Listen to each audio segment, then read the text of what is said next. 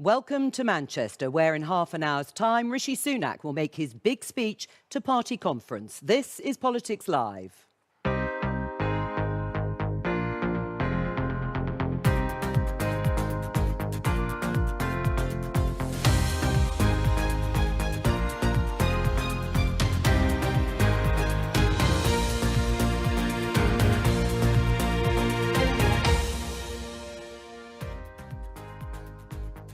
Joining me here in Manchester, Conservative MP Bim Afalami, The Times' Lara Spirit, Henry Hill from Conservative Home, and our political editor, Chris Mason.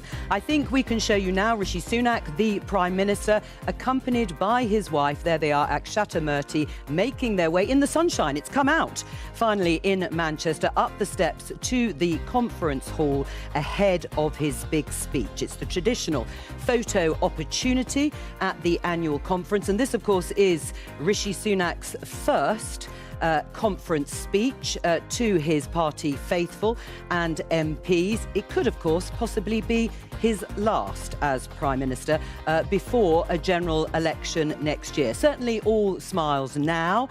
And the shadow, if you like, over this whole conference has been the Prime Minister's refusal to answer the big question about the high-speed rail line, which we now know is not going to continue from Birmingham on to Manchester. But we will hear all of the detail in his speech. Chris Mason, how would you assess this conference for Rishi Sunak? You spoke to him yesterday. What was his mood? I think what's been striking this week, well, firstly, there's the obvious point we should make, which in contrast to last year, it's felt conventional as opposed to explosive in the way that last year was. I've been struck that prior to today, at least, the speeches from the conference floor for ministers have felt relatively low-key. That's not to say there haven't been announcements, there have, but relatively low-key. And that's perhaps magnified the relative volume, if you like, attached to some of the noises off, whether that be Andy Street, the Conservative Mayor of the West Midlands, and his arguments around HS2, or the arrival with great fanfare of Liz Truss the other day. But I think part of the strategy from the government's perspective was to leave the big moment to now. In other words, that the announcements would come in the Prime Minister's speech. I just had a text from a minister who says they've been fully briefed on what we're about to hear. Insert caveat that little bits of spin and expectation management go on prior to us actually hearing speeches. But this person's saying that this would be a transformational moment for the Prime Minister with more big economic and social announcements than we are accustomed to. Well, raising expectations, That's definitely the case. Let's put it that way. You're right about putting it into context compared to last year. It seems such a long time ago. And one of the big questions that Rishi Sunak has had to answer throughout his relatively short tenure thus far is the mandate. Is that the people that he's addressing, huge queue, and we'll hear from some of those in a moment who are waiting outside to hear him speak, is that many of them didn't choose him to be their leader. You know, who and where is his mandate from? Yeah, I was just talking to a former cabinet minister who said it's a little bit rich to suggest that all of your predecessors were, and I'm going to use the word rubbish, which wasn't quite the word that this person used, when you haven't got a mandate. Equally, if you are the Prime Minister and you've had a year of steadying the ship, you've lasted a year, which is considerably longer than your immediate predecessor, and nobody suggests that the government is in any kind of peril prior to the general election. But the polls are still sticky and you're miles behind, and if nothing else changes, it looks like you're going to lose. Then if you and your team around you look at that scenario, which is what they have done, and come to that conclusion, which they have done, you're going to do something different. And Rishi Sunak has long been frustrated that political circumstances meant that he feels the country's never seen the real him politically. He had to manage the pandemic, he had to manage the politics of chaos. Now he wants to do what he really believes in. Well, let's see members of the Cabinet there, James Cleverly, the Foreign Secretary, Suella Braverman, and we've heard quite a bit from her, and we'll talk about her if we have time a little later, the Home Secretary, Grant Shapps, Steve Barclay coming in, the Health Secretary. Anyway, they're all filing in for this big speech. But to go back to, Chris, your theme about what people know about Rishi Sunak. This idea of being the change candidate, this word that we've heard, as you said, 13 years of Conservative governments of different stripes. Is it convincing that he can be the change candidate? Well, it's difficult, isn't it, when you want to be the change candidate, when you are sort of Prime Minister number 5 in a 13-year run in power. But if you're Rishi Sunak, what's the alternative? You need to do something. And his argument will be, and we'll hear this in the speech, is that Keir Starmer and Labour, their instinct is to almost be small c Conservative, to not want to say very much, to be very reticent to say anything bold. And their argument is, if you go into an election and make a pitch that you are the agent of change and your opponent lacks ideas, lacks spark, this will be the argument that we will hear, that gives you the best chance of being competitive, and also forces your opponents, forces Labour in this instance,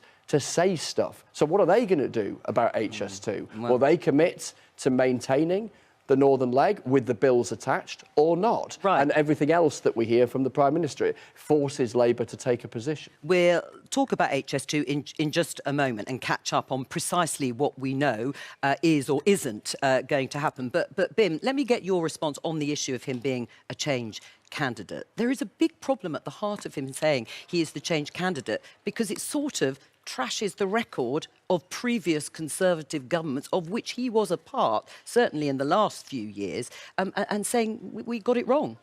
Look, we all know, as is everybody watching, that the last few years have been very, very, very chaotic in British politics. The last year, obviously, we steadied the ship, as Chris said. What the Prime Minister is right in doing is not, I'm afraid, just looking at the Conservative governments of David Cameron, Theresa May, etc., but actually thinking of politics over the last 30 years, not just the last 13 years, the last 30 years, and thinking about whether, and I don't know if this is going to work, but thinking about, is there a chance that this country can do politics differently now with him as leader than we've done for a generation? Well, that is the change that we need, not just a change from Boris Johnson or Liz Truss or whatever. Well, OK, well, let's take that example. Let's take HS2, high-speed rail. Let's just show our viewers and our guests here that map. And broadly speaking, it is the map of high-speed rail, certainly from London to Birmingham, that we know is underway and is going to be completed. You can see it sort of shoots out the green line a little bit beyond Birmingham. But tell us, Chris, what isn't going to happen? Well, that dotted line that we can see just north of Birmingham up towards Crewe and then on to Manchester, or indeed the other way if you're travelling south, that's the bit that is going to go. I think what is crucial and will be central to the kind of post-match analysis, because the nature of how this has come about, there was that snatched photo by Steve Back, the brilliant political photographer, 3 weeks ago, revealing that this conversation was going on in government. What happens when you get leaks like this is opponents of what a government is planning can get out first and publicly make their argument, whilst the government in this instance is still trying to work out precisely what it's going to do. They've had to accelerate their decision-making about their alternatives because the time frame originally was towards the autumn statement, which is mid to late November. Yes. And then you could decide what you're doing privately, to use the political line, roll the pitch a bit in terms of what you're going to do, talk to people in advance, start trailing the ideas that you've got as an alternative. Instead, everything's happened in reverse. But crucially, I think, in terms of how this goes down, yes, there will be some who are furious and there'll be some who will be delighted. But what are the other ideas? So what happens to east-west connections in the north of England? What happens to suburban connections in the West Midlands? What happens in Wales? I suspect there'll be something in there for Wales. Plenty in Wales have often said HS2 is a very English project. Yes. So how is the alternative packaged up and sold, and on with what cost basis, and how quickly can it be delivered relative to HS2 will be key. Well, and those will be the questions, I presume, the rationale being given by the Prime Minister. I think the warm-up speech is still continuing inside the hall. We can dip in and have a look, being given by Penny Mordaunt, Leader of the House. There she is, a popular figure in the party and, of course, a former leadership contender themselves. And many would say this, to some extent, has been a bit of a beauty contest this week for potential future leaders of the party. I hear for this particular speech. Oh, has she? A bit of stand-up just I don't know what she's saying, but that's what I hear was part of the part of the process. If you're doing the warm-up for the Prime Minister, you know, big political speech, you need to get the crowd going, throw in a few one-liners. She's quite good at it in the House of Commons too, isn't she, in terms of holding forth. And she gave a speech to the Parliamentary Press Gallery a few months ago, which was very, very well turned and very funny. Oh, so was it? I don't know if she'd written it herself or somebody else had on her behalf. I don't know, but it was a good one. Well, she delivered it well. Chris Mason, thank you very much for joining us. I know you have got to get into the hall and take your place before the video that we're expecting, the traditional video ahead of the Prime Minister taking to his feet. Henry, you've been here all week. You've been watching this conference unfold. Are you convinced by the change candidate, Rishi Sunak?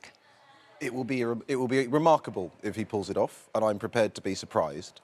The Conservatives have done this before, right? I mean, if you think 2010, David Cameron was elected, they've changed leader and direction several times and effectively reset with the British public. So they can do it. I think when you've done it this many times, it becomes increasingly difficult to keep doing it, but Rishi Sunak might. I think the problem so far is that we've had all of these policy announcements. Part of the problem is that they've leaked, so they haven't managed it.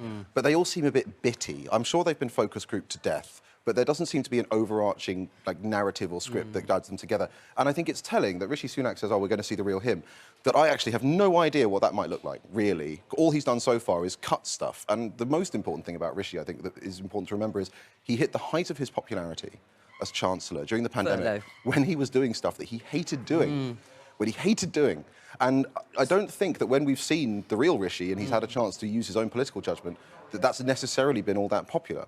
So it will be interesting to see whether or not the Rishi that emerges in this speech is able to recapture some of that magic from when he was just hosing money at the nation. Right, and as you say, that's when you're most popular. Absolutely. I mean, we can see people going into the hall, Lara, because, of course, as always, with these conference speeches, it's not just to the people gathered inside the hall, many of whom he was not their first choice, or their choice at all, perhaps, to become leader of the Conservative Party. But it's also the wider electorate outside. He's got to make a pitch to them. Yes, and indeed this is his, second phase of leadership, so to speak. We had the stabilising phase. We had him setting out his 5 key priorities at the beginning of the year, saying that these were the things he was going to be focused on. Now, we're going to have a speech running to almost an hour long today, at which we'll see the so-called vision thing. And like Henry says, so far these have been seen in some senses to be sort of disaggregated policies in different parts of government and different platforms. Is he going to be able to bring it into a coherent whole, not just for the people here, not just for the party faithful, though their reaction will be important, and it's important that many people heading in there right now, because of course, given train strikes, there was that initial concern about would they even be able to fill the hall. But it is also crucial that he uses this opportunity to speak to the wider electorate and for them to be able to gauge what it is that he stands for too. We're going to hear from people who've been queuing outside, but briefly, Bim, how much of a betrayal is this announcement that HS2 high-speed rail will not go ahead from Birmingham to Manchester? I don't think betrayal is what I'd say. I think it's a shame that as a country we found it so difficult to control the costs and get something like this government. Delivered. Well, it was actually the original project was conceived by the Labour government in Gordon Brown's administration. But yes, we've been, obviously in government for the last 13 years with it. I think that, however, we are where we are. And the key thing, as Chris said earlier, is how are we going to deliver positive projects in the north, east-west links, Wales, etc. I don't know what's in the speech, but I'm sure there will be, and I've been assured, there will be a lot of detail as to what the alternatives are to HS2. It's really, really important, as I say, I repeat, as a country, we don't give up on doing big projects, but at the same time, you've got to be brave enough to say, sometimes things don't work, and you've got to say, look, we're going to change course. And I think that bravery may not be popular. I'm not sitting here saying everybody's going to love this announcement. I'm pretty sure it may not even poll very well. But if that's the right thing to do, then we have to do it and show people that we're doing it for the right reason for the long term. And I think that is what Rishi has to do today. All right, well, we haven't got long until the Prime Minister's speech. I think Penny Mordaunt's still telling jokes, apparently, to gathered members inside the hall. There she is, bestriding the stage ahead of the Prime Minister. Well, my colleague Helen Catt has been talking to members gathered outside. Thanks, Joe. And there are plenty of people who seem pretty keen to hear what Rishi Sunak's got to say this morning. The queue, you can see, is going quite a long way back around the auditorium. So we'll find out, I think, a few reasons why. Excuse me, from Politics Live on the BBC. What are you hoping to hear from Rishi Sunak this morning? Well, look, Rishi's been around in lots of events all week and he's shown so much energy, so I suspect there'll be much more energy even today. We're really positive about it. Look, all of us have been queuing for a long time because we want to support him. Because we support him and we are unified and we're very energetic, and he's going to do more of that today, and so we're very optimistic about that. Yeah. And what are you wanting to hear from him? We'll just ask this gentleman here. What do you want to hear in terms of policy? What do you want to hear from him, or you just want to hear something feel-good? What do you want? No, not the feel-good thing. I want to hear the real substance from the Rishi, the kind of. You can look at me. All right, so the kind of the tough decisions Rishi can take. So those kind of decisions I'm ready to hear from Rishi. For example, like halving the inflation. That's one of the major things. It's affecting everyone's life. So day-to-day life of people are affected. Those kind of things I'm trying to hear from the Rishi. And do you want to hear anything new? Because obviously we've heard a lot about halving inflation from him. What new do you want to hear him say? The new are the things, tough decisions, for example. Those people are afraid to say. So those kind of decisions I would like to hear from her. Like, for example, yesterday we heard about the immigration kind of things, which are affecting everyone's life. The public services are being stretched. So those are tough decisions. Not everyone is ready to talk. So those kind of decisions I would like to hear from Rishi as well. Brilliant. Thank you very much. Well, enjoy your queuing if you can for the next bit. We're just going to ask a few other people. If we follow down the queue a little bit further, let's see if there's anyone else we can have a chat to about, excuse me, can I have a quick chat? We're from BBC Politics Live, just trying to find out what do you want to hear from Rishi Sunak in his speech? Oh, hi. Yes, I think people are looking for some hope. Sorry. People are looking for some hope, and we really want Rishi to connect with the ordinary voters. You know, I know he's providing a bold and tough leadership, making some long-term decisions for the country. People want to hear some quick fixes as well, given the crisis of the food inflation and all that. I know his pledges are good, and he's making great progress towards it. And what do you think he's got to say to be able to connect with people? Yeah, he's the Prime Minister of the country, and he's had a great conference here, and the whole Tory party is well behind him, and we want to see him out and about in the country and connect with the ordinary voters, what their issues are, and I know he's working 24/7 and along with his diverse cabinet, but we need to see more of it, and people really want quick results. They do. Thank you. Thank you very much. And we'll just keep going down this way a bit further. Let's see if there's a nice lady to talk to. Hello, from BBC Politics Live. Hi. Hello, just wanted to ask, what do you want to hear from Rishi Sunak when he gets up in the hall? I want to see what he's got to offer for us and what's coming up with it when we have the general election. So I just want to see what policies he's going to announce today. And is there anything that's a particular concern or interest to you? At the minute, stop debates, I think, is the main one for me at the moment. And do you want to hear something new on that, or do you just want a renewed commitment? I just want to see where we are in the progress. I think they've done a lot of work in the background that I'm hoping will have some action in the next couple of months. So I'm just hoping for an update on where we are with that. Perfect. Well, thank you very much. As you can see, there's a bit of a wait, I think, still ahead, and we'll have to find out what he says, Joe. Thank you very much, Helen. A flavour there of what people want to hear or expecting to hear from the Prime Minister, Rishi Sunak. Lara, you mentioned the 5 pledges, the 5 missions that Rishi Sunak has set out. You would expect him also, as a former Chancellor, to talk a lot about the economy, particularly in the situation, the sort of financial situation that the country is in at the moment. But let me welcome Nick Eardley, political correspondent at the BBC. Nick, we heard from Chris, transformational this speech is being billed as, with an awful lot of announcements. That is raising expectations quite high, isn't it, as to what we can expect? They've set a high bar, haven't they? And it was interesting chatting to cabinet ministers and to Tory politicians around the conference last night. They all thought that this is a proper big bang moment where you get Rishi Sunak 2.0, when you start to see his big vision. And I suppose the question we're going to be asking in an hour's time is, did he deliver it? It's a really big test for him. It's probably one of the most important speeches he'll ever give, because this is the moment where he wants to move from being the manager, the guy who transformed or helped secure the economy after a turbulent time, to the inspirational leader who can lead the party into a general election. And as you heard from Helen speaking to members there, that's what they want as well. Yes, and they want to see, as you said, Henry, the sort of true Rishi Sunak. Let's go briefly back into the hall, because I think we're expecting the Prime Minister to get to his feet, take to the stage. All smiles there, Steve Barclay, the Health Secretary. Or is it a little bit more of a grimace? I can't quite tell. But in about 5 or so minutes' time, and he's expected to speak, the Prime Minister, after Penny Mordaunt and a video and perhaps a little bit more warm-up ahead of him going onto the stage. But he's expected to speak for about 55 minutes. So, yes, plenty of time for lots of announcement. What's the one thing he needs to do, Bim Afellami? I mean, how does he explain himself to the electorate?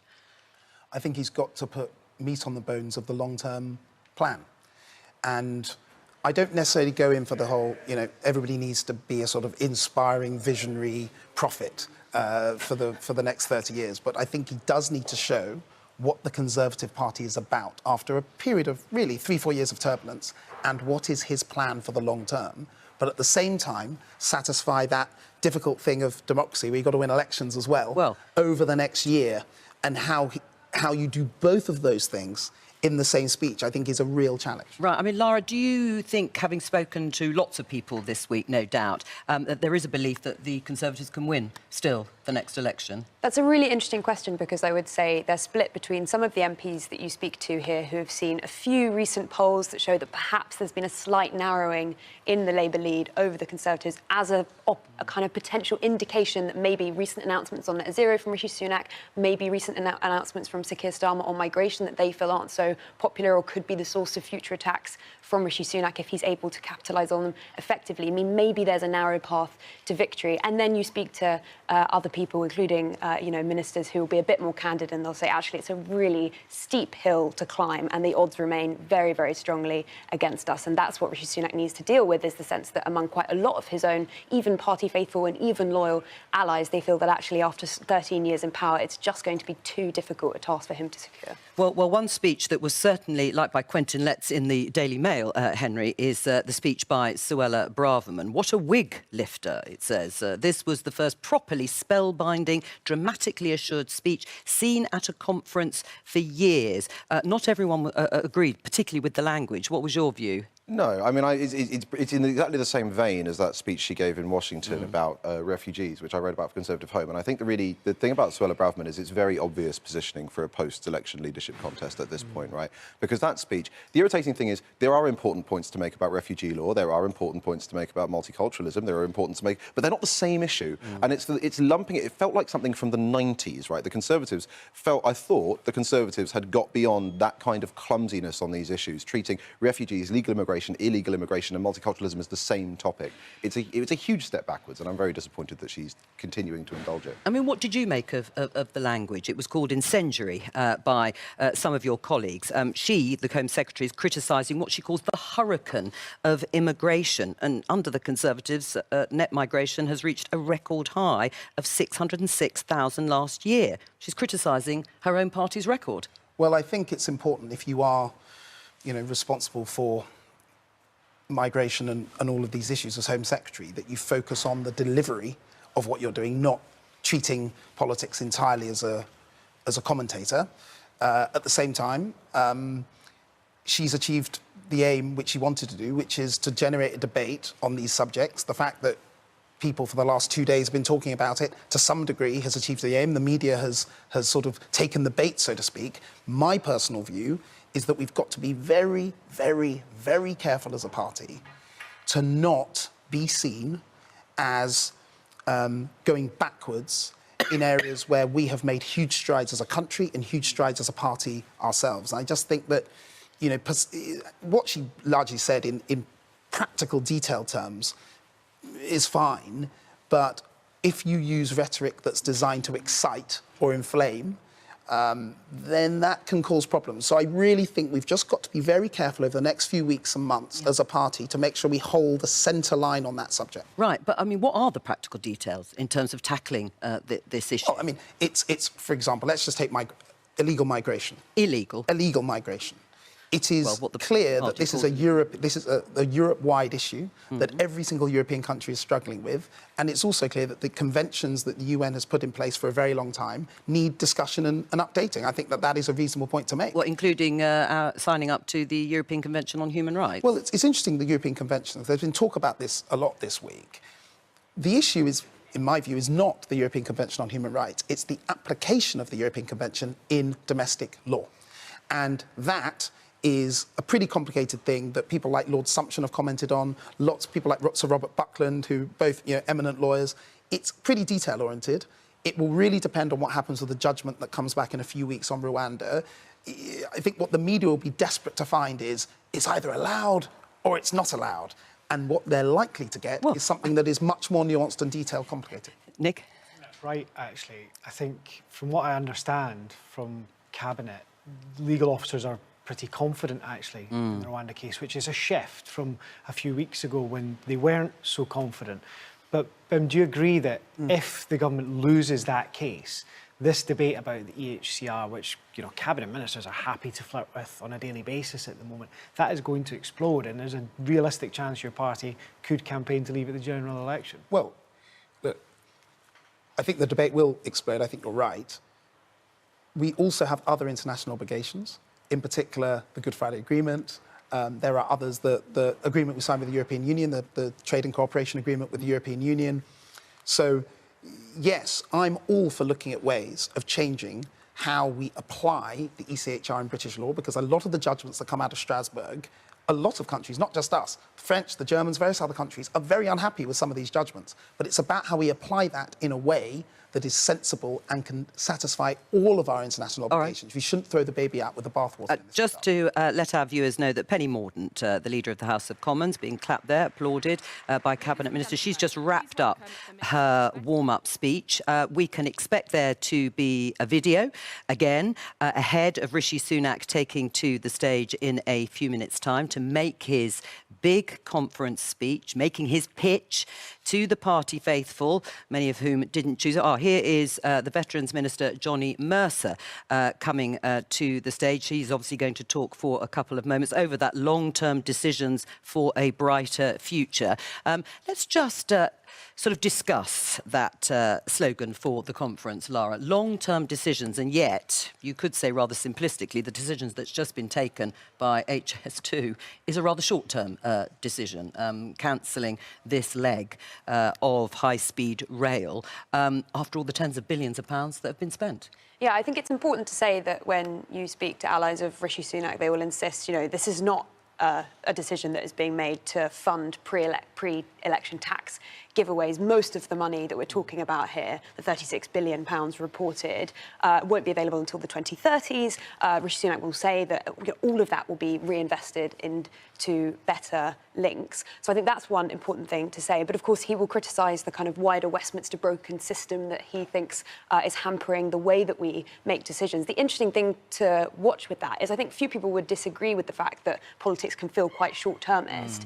But Rishi Sunak wants to simultaneously tackle that while also setting out to his MPs that he wants to win the election. And so those are two potentially slightly competing incentives. Well, I think I agree with Lara. I mean, that is a problem, isn't it? I mean, he's not going to be able to do both. No, you make long-term decisions, hard decisions in year one of a 5-year parliament. You hope that by year 5 things have recovered. And the problem with the long term is there's two versions of the long term in British politics. One, you actually do difficult decisions now and hope that it pays off later on. The other is it never arrives. Like, of course, we're going to do something about it in the long term. In the short term, we need to win the election. But in the long term, we've got all of these. And I think that's the problem we've had with the Tories, is they keep using the long term as an excuse, keep shunting decisions down the road. Right. I mean, that includes the announcements on things around net zero, for example, and even actually Jeremy Hunt, the Chancellor's speech, the short speech he made at the beginning of the week, when he talked about benefits and how he's going to reform the system. But again, not till 2025, after a general election. It is quite confusing, I would suggest, for people watching to work out exactly what they're trying to do and when. I think that's very true, Joe. I think with net zero, although the BBC revealed it a day early, there was a real sense that the Prime Minister just grasped an issue, had come up with a plan, it was controversial, but he was going to do it. HS2 feels like it's been a bit shambolic, because we've had weeks of speculation, and then we've had days of a vacuum where critics of the government have just seized upon it and said this is a betrayal of the north of England, and it feels a bit like that set in. So Rishi Sunak has a lot to do over the next hour to persuade, not us, but to persuade the people of the north of England and the public at large that he had a big plan all along that he was just waiting to tell us. I mean, would you agree it has been shambolic? I mean, in the handling of it. We can go into the substance again, but in terms of the handling of it... When something is leaked, it means that your best laid plans go awry. That's what happened. But it wasn't just leaked. Grant Shapps was on Laura Kuenssberg's programme a couple of Sundays ago, pretty much saying the costs have got too much. No, but that was after it had got out that government was looking at discussing the subject. Now, when that happens, of course it's messy. Of course it's difficult. Nobody would deny that. But the most important thing, look, in even a week to come, nobody will care about exactly how it came out, who said what when. The question will be, what is the alternative? How are we doing it? What is our vision for major infrastructure projects? As I said earlier, you know, not just rail, but more broadly, how are we going to get better at this as a country, delivering these projects, and in particular, east-west links in the north, and buses and various other local transport links. That's what I and all of you will be looking for. If we pass that test, I don't think any of the handling and the media stuff is frankly going to matter very much. Well, you say that, but the political fallout could be quite serious. I mean, let's just take Andy Street, the Conservative mayor of the West Midlands. He is supposed to be, understandably, furious about the decision itself and the way it's been handled. I mean, he could walk, I suppose, over it. I mean, he could, theoretically. He's got a very nice job as Mayor of the West Midlands. I don't think he still needs to be a Tory to keep doing it. And indeed, you know, if he did want to run again, it's arguable if the Tories' brand is still 20 points behind in the polls, having taken a stand on something and running as an independent might be good for him. But I think it comes down to, yes, there are a lot of Tory MPs who don't like HS2, and the costs have grown out of control.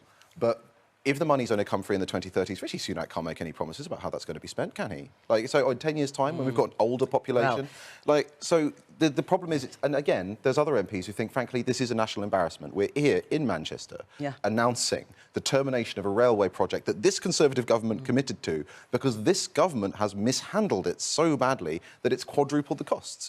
It's very difficult to handle that. I mean, what does it say also about trust? Because there will be an argument made to Rishi Sunak and members of the government and Conservative MPs like Bim. You've broken a sort of promise, if you like. You've done it on other quite key issues to do with raising taxes, for example. Why will we believe anything that you promise now? It's a really good question, and it kind of ties in with what Bim was saying a few minutes ago about why the management of this matters. Because what's really struck me is there's been a queue of people wanting to appear on the BBC over the last few days to express their fury at being left out of this discussion. Be it Andy Street, the West Midlands mayor, be it those big infrastructure companies that were involved in this, be it business leaders in the north, political leaders in the north of England, rail infrastructure delivery groups. They're all absolutely fizzing at the way this has been handled. And they all say that it will really impact trust and investment in the UK because people feel like the rug's been pulled from beneath them. Do you agree with that, Laura? I think the last couple of days have been really difficult for the communication on this policy because yesterday we had the strategy from Downing Street, which was have Rishi Sunak do as much media as possible, let him wrest control of the narrative. But actually, he's going to say, you're not going to hear a decision from HS2 from me. And the justification for that is because I am looking at all of the evidence. I won't be rushed. I've done this with the Windsor framework before. I've done this with the NHS long-term plan.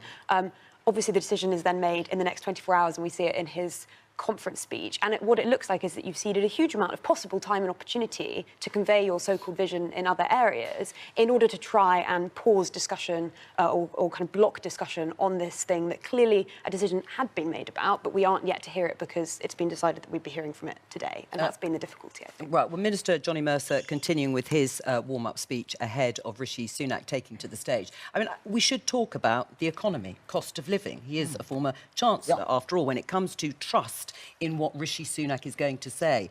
Those pledges, those 5 missions he's made, 3 of them are around the economy, halving inflation by the end of the year and growing the economy.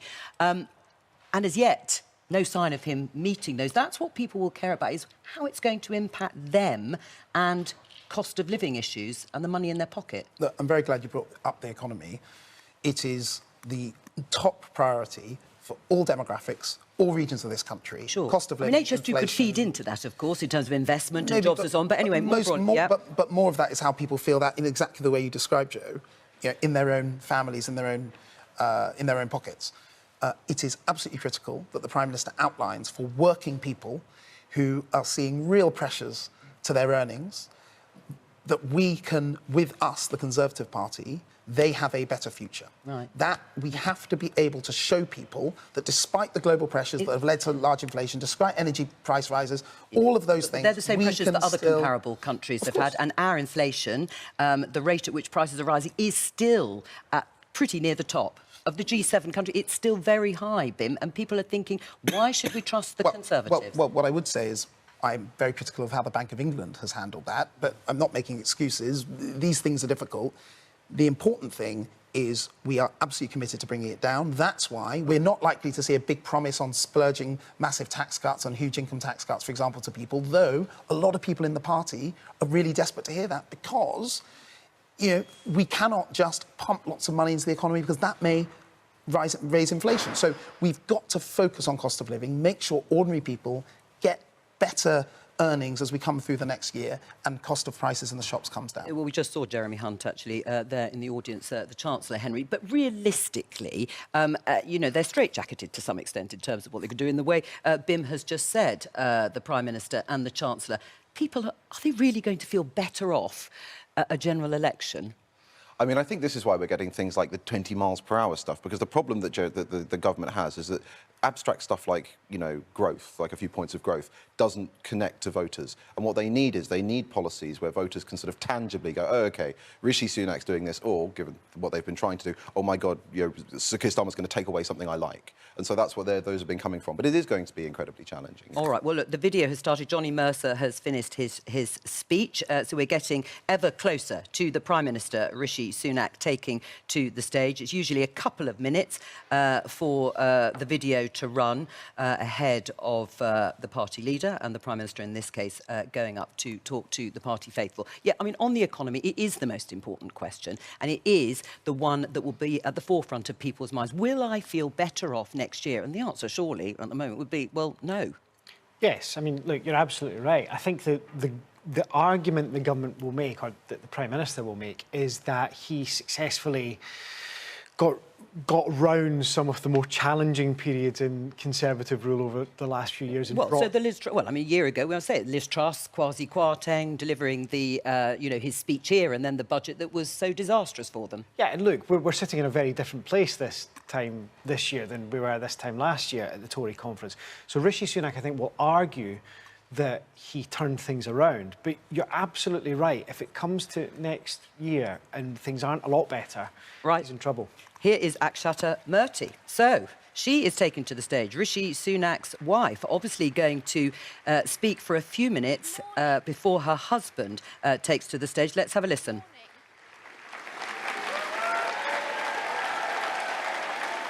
Good morning. And thank you.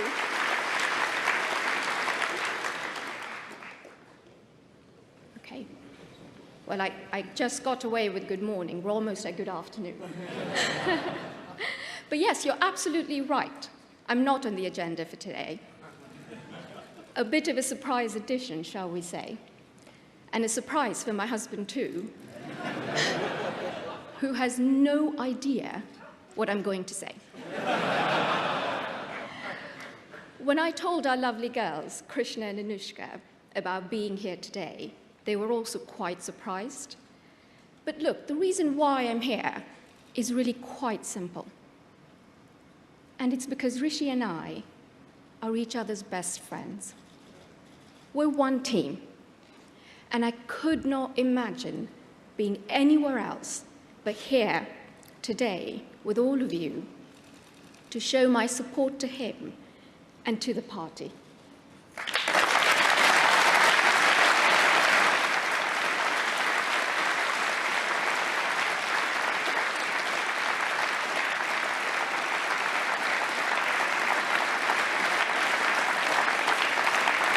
Now, as you'd expect, there's been a lot about Rishi in the media, about who he is, what he likes, what he doesn't like, what motivates him, and so forth. Now, some of it is accurate. I'm afraid he does love a good rom-com. The cheesier, the better, even. And some of it is not so true. So you'll be relieved to hear that episodes of Emily in Paris are not informing his outlook on the EU. But in all seriousness, though, as we gather here today to look to the future of the UK, I'm so grateful to have this chance to talk to all of you about the man who is leading us there. Now, let me start with one word that sums up my husband, and that is aspiration. Aspiration runs through his DNA like it does this party's. Aspiration is what drove his family many years ago to move to the UK. And aspiration is what drives Rishi to build for a better country and a better life for all our young people to look forward to. Rishi and I met when we were 24, when we were both studying abroad in America. Right from the very beginning, I was struck by two things about him. No, not his smart suits or his love for hoodies. He actually didn't own either back then. But two much more important things. His deep love for his home, the United Kingdom, and his sincere desire to ensure as many people as possible have a chance to have the opportunities he was lucky enough to have had. It completely energized him. At the time, I wondered if this passion was just youthful optimism. Today, I'm not sure youthful optimism is a term you can still use about a man in his 40s. But Rishi's energy and passion for the future of this country are as strong as ever. That is why he has been a lifelong Conservative. That is why he entered politics almost a decade ago. And that is why it is the greatest honor imaginable for him to be Prime Minister, leading the country and the party he loves.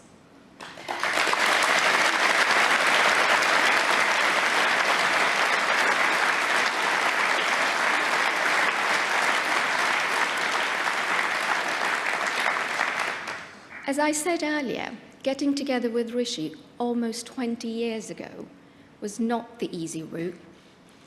It meant, in our early days together, a complicated, long-distance relationship. But let me tell you, on the other hand, being with Rishi was the easiest decision of my life.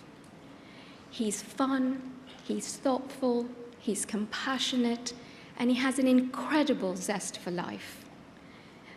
But what drew me to him most was his strength of character, his honesty, his integrity, with a firm understanding of right from wrong. It's what I'm still drawn to even today, after 14 years of being married. As you may know, Rishi is the son of a GP and a pharmacist. His parents moved to the UK from East Africa with very little, but they built here a life for themselves and for their children. For Rishi's dad, being involved in his patients' lives beyond the doctor's surgery was a big part of how he saw his role. Rishi's mum trained as a pharmacist, and years later, after saving enough to open her own shop, she too went above and beyond the call of duty to build deep-rooted relationships with her customers. It meant Rishi and his younger brother and sister grew up in a household entrenched in their community in Southampton, and they were wholly devoted to it. That love of community grew in Rishi too, from a very young age, as the most natural extension of how he sees home. And that connection with people is the source of his political life. Rishi cares deeply about this party and the values that underpin it. I would like to take this opportunity to thank you all for the support you've already shown him, and for the warm welcome you've given our young family. Please know that Rishi is working hard to do the right thing for the country, not just for now, but for the long term, with honesty and with integrity. That is why he has told some hard truths already, and knowing him, he'll continue to do so.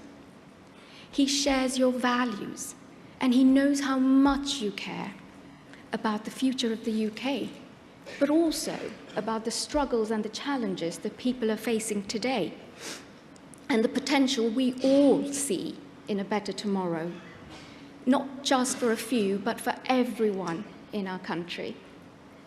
Just as with our girls, he wants the next generation to grow up in a country that offers them opportunity and hope, a country that helps them build rock-solid foundations, with a deep respect for hard work and the confidence to fulfill their potential, and a love for community in all its forms. Sometimes, when the going gets tough, I remind Rishi that he's fighting for his values, that he's fighting for this party's values, knowing that it's a hard road ahead, but success is hard won. Rishi, you know this. You know that doing the right thing for the long term, even when it's hard, is the right thing to do. And I hope you also know how proud you make our girls and me every single day.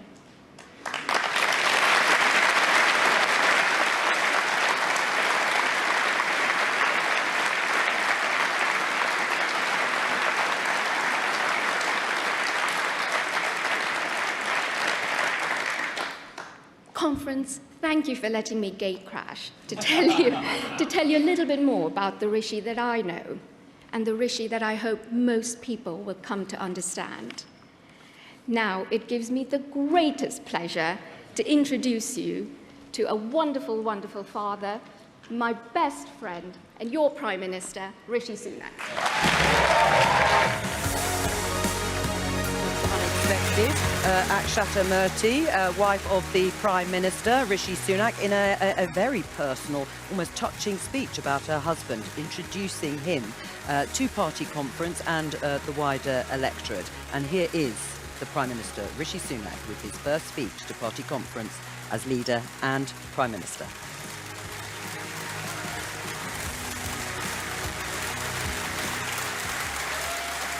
Thank you. Thank you. Conference, thank you. Thank you. Thank you, everyone. Thank you. Thank you, Akshata, for that introduction, and thank you for always being there for me, my wife. Truly the best long-term decision for a brighter future I ever made.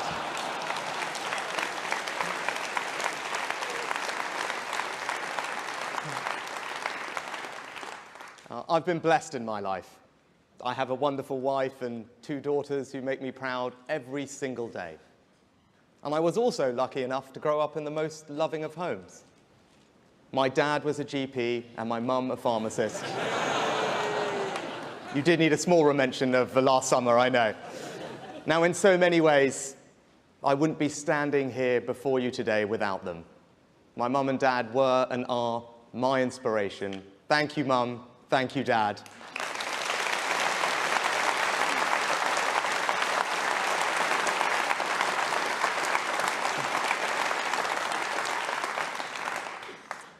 Like so many of us in this hall, they understood the importance of community and made sure that I did too. They didn't believe community was some extension of government. Rather, they understood community is sustained by individuals, by those who look out for their neighbour, treat others as they would like to be treated. They understood the fundamental importance of service. It was seeing the difference they made to people's lives that made me want to go into politics. Now, my mother set up her own pharmacy. It was a proper family business. We all chipped in. As a teenager, I helped deliver prescriptions and do the books. I learnt there the importance of being able to meet your commitments and make good on your promises. And my parents are long retired now, but the Sunak pharmacy left me with a lasting respect for every small family business. This Conservative Party, the party of the grocer's daughter and the pharmacist's son, will always be the party of enterprise, the party of small business.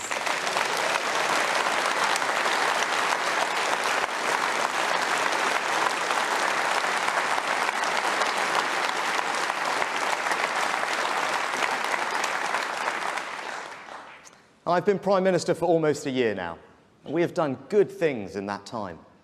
We've made progress on our 5 priorities: to halve inflation, grow the economy, reduce debt, cut waiting lists, and to stop the boats. But today, I want to share with you my reflections on what I have seen and what I have learned doing this job. I have seen, up close, the quality of our armed forces and our intelligence services, truly the finest in the world.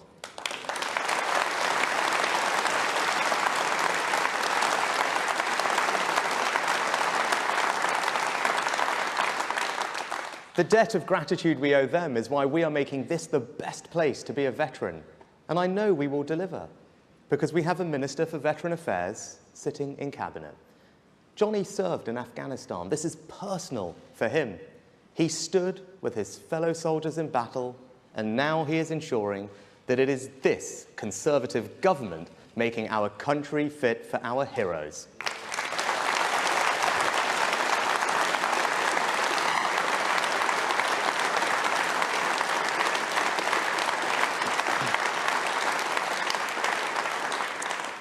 We've backed our military with record investment. Working with Ben, a great defence secretary, we put the defence budget on a sustainable footing. And now Grant will ensure that our advanced AUKUS submarine alliance with Australia and the United States keeps the world safe for decades to come and creates jobs here at home. And through our leading role in NATO, we remain the bulwark of European security. All testament to this country's global reach and influence and our determination to take long-term decisions in the national interest. By contrast, just remember that not once, but twice, Labour tried to make a man Prime Minister who didn't believe in NATO, who would have surrendered our nuclear deterrent, and who blames Britain for every problem. Sir Keir Starmer might want us to forget about his repeated support for Jeremy Corbyn, but we never will. You can never trust Labour with our country's security.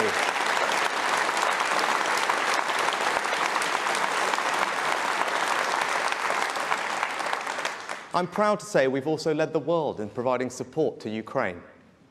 We were the first country to send Western battle tanks to Kyiv. Now more than 10 others have followed. We were the first country to send long-range weapons to Kyiv. Now France and the United States have followed. We were the first country to agree to train Ukrainian pilots. Now more than a dozen others have followed. I say this to our allies. If we give President Zelensky the tools, the Ukrainians will finish the job. Slava Ukraini!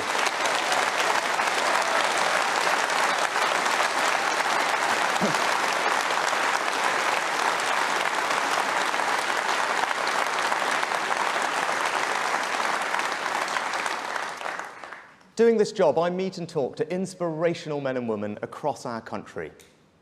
You see that our most potent strength, our most powerful resource, our greatest hope is our people. But what I've learned is that there is an undeniable sense that politics just doesn't work the way it should. The feeling that Westminster is a broken system, and the same goes for Holyrood, Cardiff Bay and Stormont. It isn't anger. It's an exhaustion with politics. In particular, politicians saying things and then nothing ever changing. And you know what? People are right. Politics doesn't work the way it should. We've had 30 years of a political system which incentivizes the easy decision, not the right one.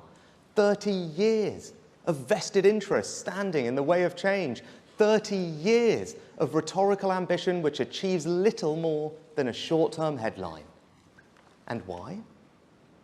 Because our political system is too focused on short-term advantage, not long-term success. Politicians spent more time campaigning for change than actually delivering it.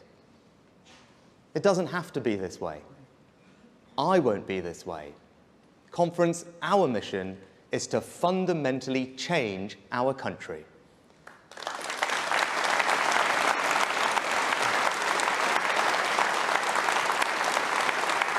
Now, the Labour Party have set out their stall to do and say as little as possible and hopes no one notices. They want to take people's votes for granted and keep doing politics the same old way. It's a bet on people's apathy. It doesn't speak to any higher purpose or brighter future.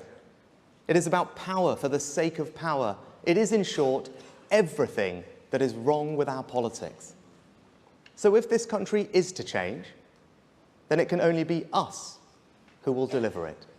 Because if we do not, our growth will be stunted. More places will be left behind, and ever more of our time will be spent debating the side issues and symptoms rather than the deeper, more structural challenges we face. We won't allow this to happen. So where a consensus is false, we will challenge it. Where a vested interest is placing itself above the needs of the people, we will stop it. And where common sense is under attack from an organised assault, we will defend it.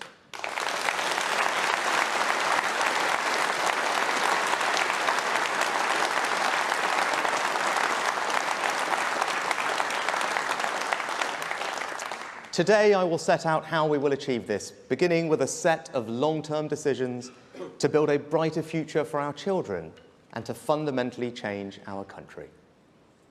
And Conference, you can already see my approach in the course I charted on net zero. And we Conservatives love our natural world. We are determined to be good stewards of it. In my own constituency, it is the beauty of the North York Moors and Swaledale and Wensleydale that makes the place home. We Conservatives also value frankness and consent. We believe that politicians have a duty to treat household budgets with respect and that change only endures if we bring people with us. As you could tell by the reaction to my decision to chart a new course to net zero, it was not the easiest argument to have. But when I looked at the reality of what people were being asked to do, the thousands of pounds people would need to pay, all of that disproportionately falling on the poorest in society, by the way, and all of it not actually necessary in those time frames to meet our net zero targets, and in spite of us doing more than any other country, I concluded it simply wasn't right. So I decided to take a pragmatic, proportionate, and realistic approach to reaching net zero. And I won't take any lectures from other countries that have done far less than us, or from those for whom spending thousands of pounds means nothing. Change is difficult, particularly for those who disagree. But remember this, we will still meet our international obligations. We will still meet our domestic targets, and we will still get to net zero by 2050. We have solved a problem and offered an unapologetic defence of good Conservative common sense.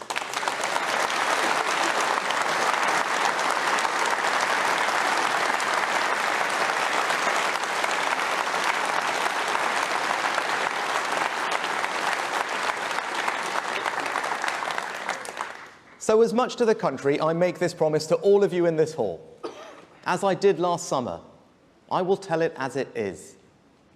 I will lead in a different way, because that is the only way to create the sort of change in our politics and in our country that we all desperately want to see. Now, I came into office in difficult circumstances, and I don't want to waste time debating the past, because what matters is the future. The facts are the facts.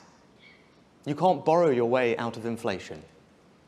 And if we want fundamental change in our country, we need a strong economy as a foundation. That is why halving inflation was the first and most important of the 5 priorities I set out at the start of the year. Everything we want to achieve requires getting inflation under control. Inflation is the biggest destroyer of all, of industry, of jobs, of savings, and of society. No policy which puts at risk the defeat of inflation, no matter its short-term attraction, can be right. Not my words, but those of Margaret Thatcher, as true now as they were then.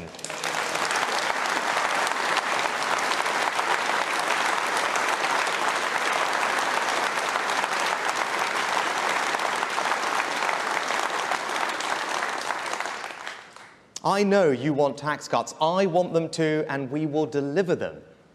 But the best tax cut we can give people right now is to halve inflation and ease the cost of living.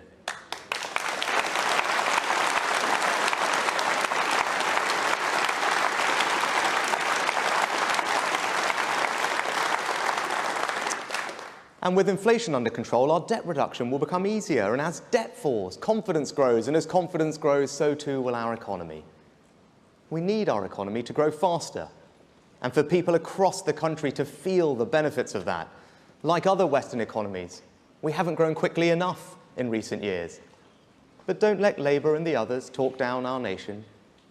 We now know that we have had one of the fastest recoveries from the pandemic of any major economy in Europe.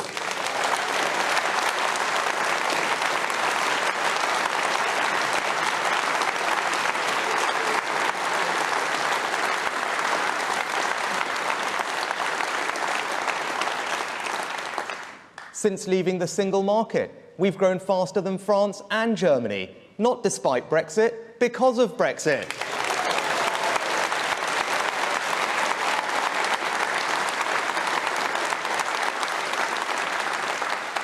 We have the largest life sciences, financial services, creative and tech sectors in all of Europe, and we have near record numbers of people with the security that a job provides. And if we want to keep growing, we have to create the conditions in which businesses can drive growth, and that's exactly what we're doing. We still have the lowest corporation tax rate in the G7, and thanks to the Chancellor's business tax cuts, we are the best place to invest in the machinery and equipment that your business needs to grow. Innovation drives growth in a modern economy. So we also have the most generous tax regime for research and development in the G7. And our Brexit freedoms make us ever more competitive. From financial services to clinical trials to agriculture, we are creating a more agile regulatory system, freeing up businesses to drive the growth our country needs.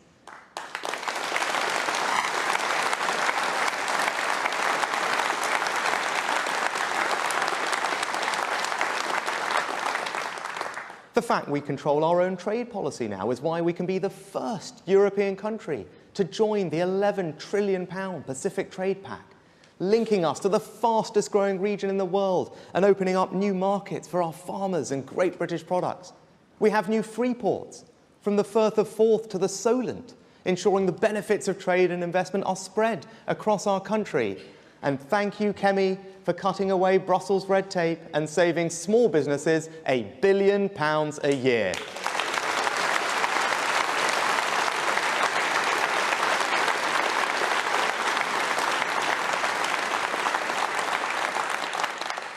Brexit was more than a vote to leave the EU. It was a vote to change, to become something more. It was a statement of our belief that Britain could begin a new story, one which reached all parts of our country and everyone in it. We must keep making the case for taking back control, because if we don't, our opponents will try and neuter this change, to align us with the European Union so that we never seize the full opportunities of Brexit. Now, we know where Keir Starmer's heart lies on this issue, and we know he can't be trusted on it either. First, he said he'd respect the referendum result. Then, he wanted a second referendum. Then, he wanted free movement. Then, he didn't. He said he wouldn't try and renegotiate our deal. Then, he said he would. And then just 2 weeks ago, he was caught on camera telling a meeting of international politicians that he now just wants to follow all the EU rules. The irony isn't lost on me. While we're busy thinking about the future of the United Kingdom, Keir Starmer's just banging on about Europe.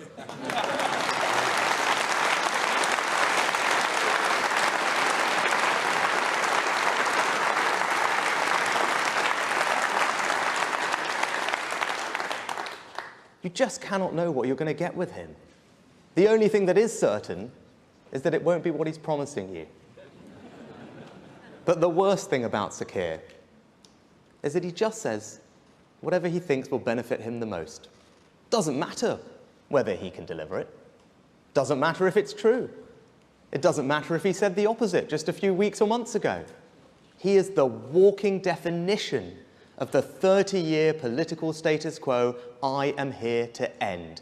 That is why we have to beat him, and conference, that is why we will.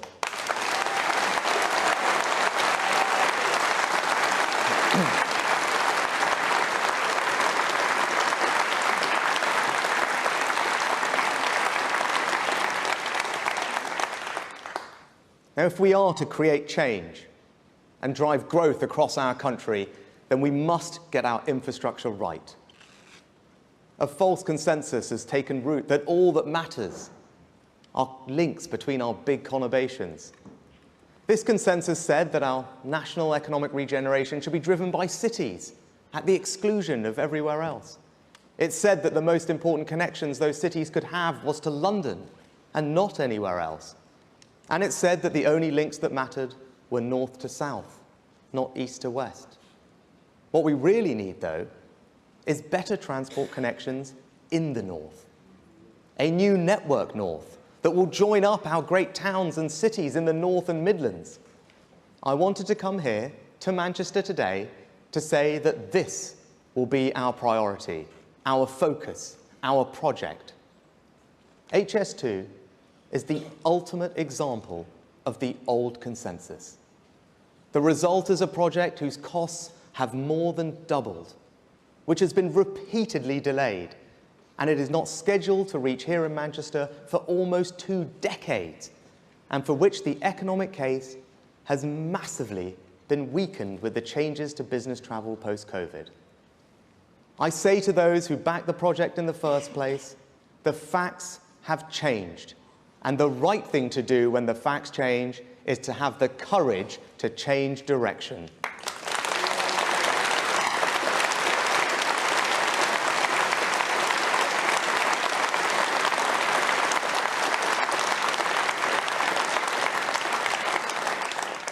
And so, I am ending this long-running saga. I am cancelling the rest of the HS2 project. And in its place, we will reinvest every single penny, £36 billion, in hundreds of new transport projects in the North and the Midlands across the country. This means £36 billion of investment in the projects that will make a real difference across our nation.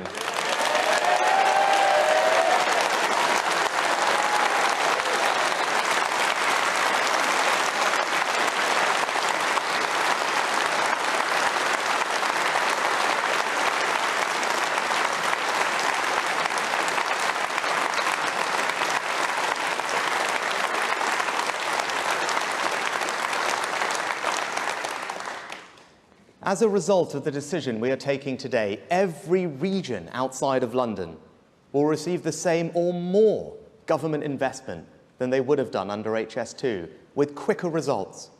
No government has ever developed a more ambitious scheme for northern transport than our new Network North. This is the right way to drive growth and spread opportunity across our country, to level up.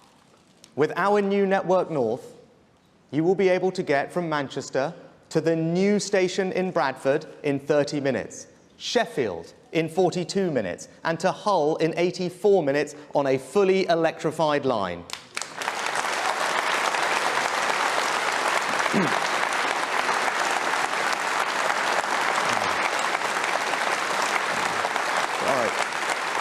Don't worry, there's more. We'll protect the £12 billion to link up Manchester and Liverpool as planned, and we'll engage with local leaders on how best to deliver that scheme. We'll build the Midlands Rail Hub, connecting 50 different stations. We'll help Andy Street extend the West Midlands Metro. We'll build the Leeds Tram. We'll electrify the North Wales Main Line, upgrade the A1, the A2, the A5, the M6. We'll connect...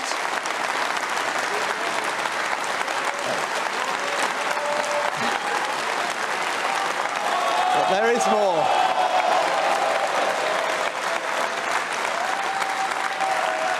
There's lots more. We'll connect our union with the A75, boosting links between Scotland and Northern Ireland. We will fund the Shipley Bypass, the Blythe Relief Road, and deliver 70 other road schemes. We will resurface roads across the country. We'll bring back the Don Valley Line. We will upgrade the Energy Coastline between Carlisle, Workington and Barrow. Build hundreds of other schemes and keep the £2 bus fare across the whole country.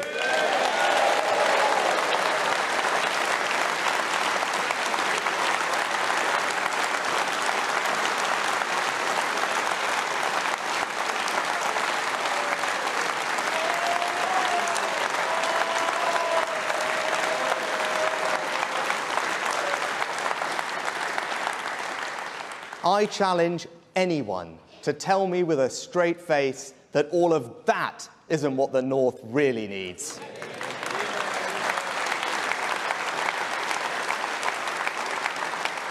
Our plan will drive far more growth and opportunity here in the North than a faster train to London ever would.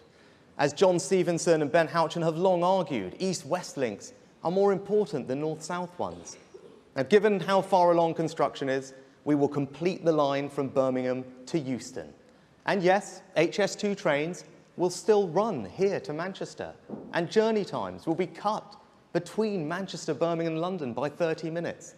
And I say this to Andy Street, a man I have huge admiration and respect for. I know we have different views on HS2, but I also know we can work together to ensure a faster, stronger spine, quicker trains and more capacity between Birmingham and Manchester.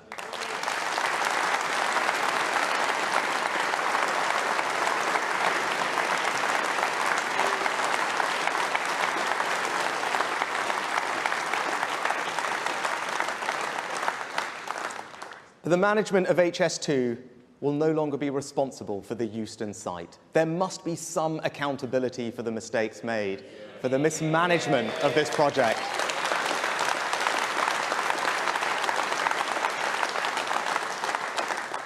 We will instead create a new Euston development zone, building thousands of new homes for the next generation of homeowners, new business opportunities, and a station that delivers the capacity we need. And in doing so, for the first time in the life cycle of this project, we will have cut costs.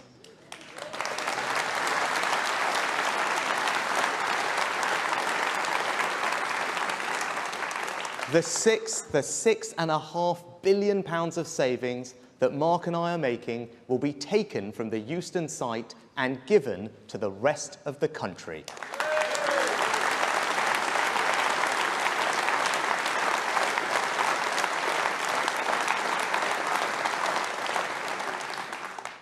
Now, the decision I have made and the stance I am taking will be attacked. They will say that halting it signals a lack of ambition. There will be people I respect, people in our own party, who will oppose it. But there is nothing ambitious about simply pouring more and more money into the wrong project. There is nothing long-term about ignoring your real infrastructure needs so that you can spend an ever larger amount on one grand project. They will say that we have already spent so much on it that it would be embarrassing to stop. That, though, would be an absurd reason to continue, an abdication of leadership. They will say that there is somehow a cross-party consensus on the project. As I have already said, that consensus is wrong. For too long, people in Westminster have invested in the transport they want, not the transport the rest of the country, particularly the North and the Midlands, wants and needs.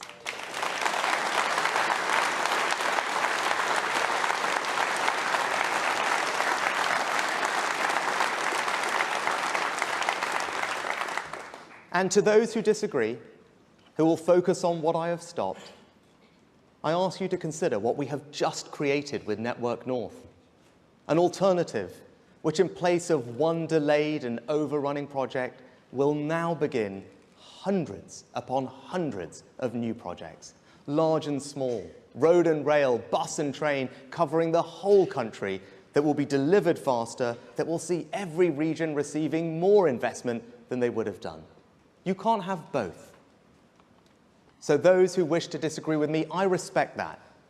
But they should have the honesty to admit that they would now be cancelling the hundreds of alternative projects right across the country that people will benefit from instead. Conference, I think our plan is simply a better long-term investment of £36 billion of taxpayers' money.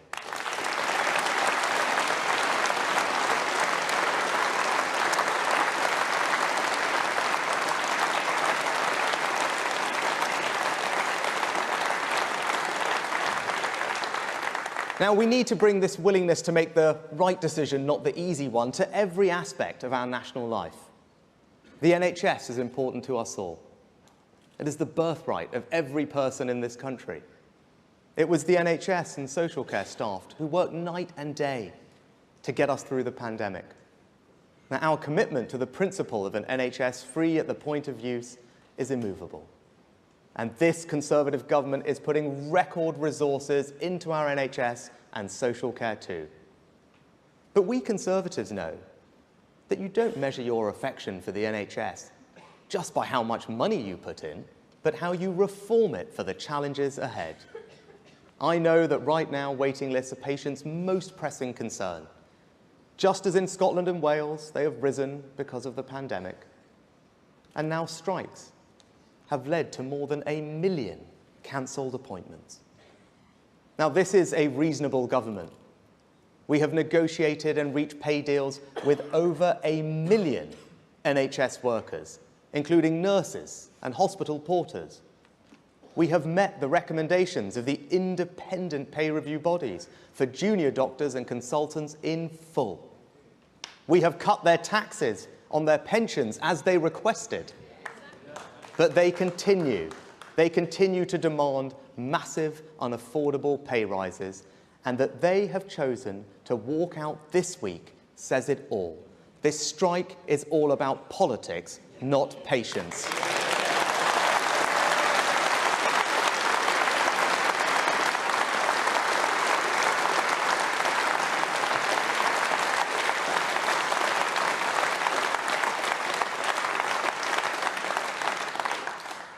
These strikes are not in the spirit of the NHS. This year we celebrate its 75 years of service, and one of my abiding aims as your Prime Minister is to set the NHS up for the next 75. True believers in the promise of the NHS wanted to reflect the world we live in today. That means a higher quality service that offers you, the patient, more choice, allowing you to use any provider, independent or NHS, free of charge if that will get you treated quicker. A common sense reform that this Conservative government has made. Now next, Steve and I want to give the NHS the staff it needs. For decades, we've not trained enough doctors and nurses. The result? The NHS either hiring staff from abroad or paying temporary agency workers huge fees. And we are ending that with the first ever long-term workforce plan for our health service. Let me repeat that. The first ever long-term workforce plan. It says everything about the short-termism of our politics, that for the last 75 years, not a single government has planned for how many doctors and nurses the NHS will need in the decades ahead. Our plan doubles the number of students training to be doctors and nurses, but it is also a reform plan for the NHS, with new ways of training and new roles, new ways of working, all driving up productivity. Now, I know vested interests will oppose some of these measures, but we Conservatives must do the right thing and make the changes that will enable the NHS to work as productively as the best healthcare systems anywhere in the world.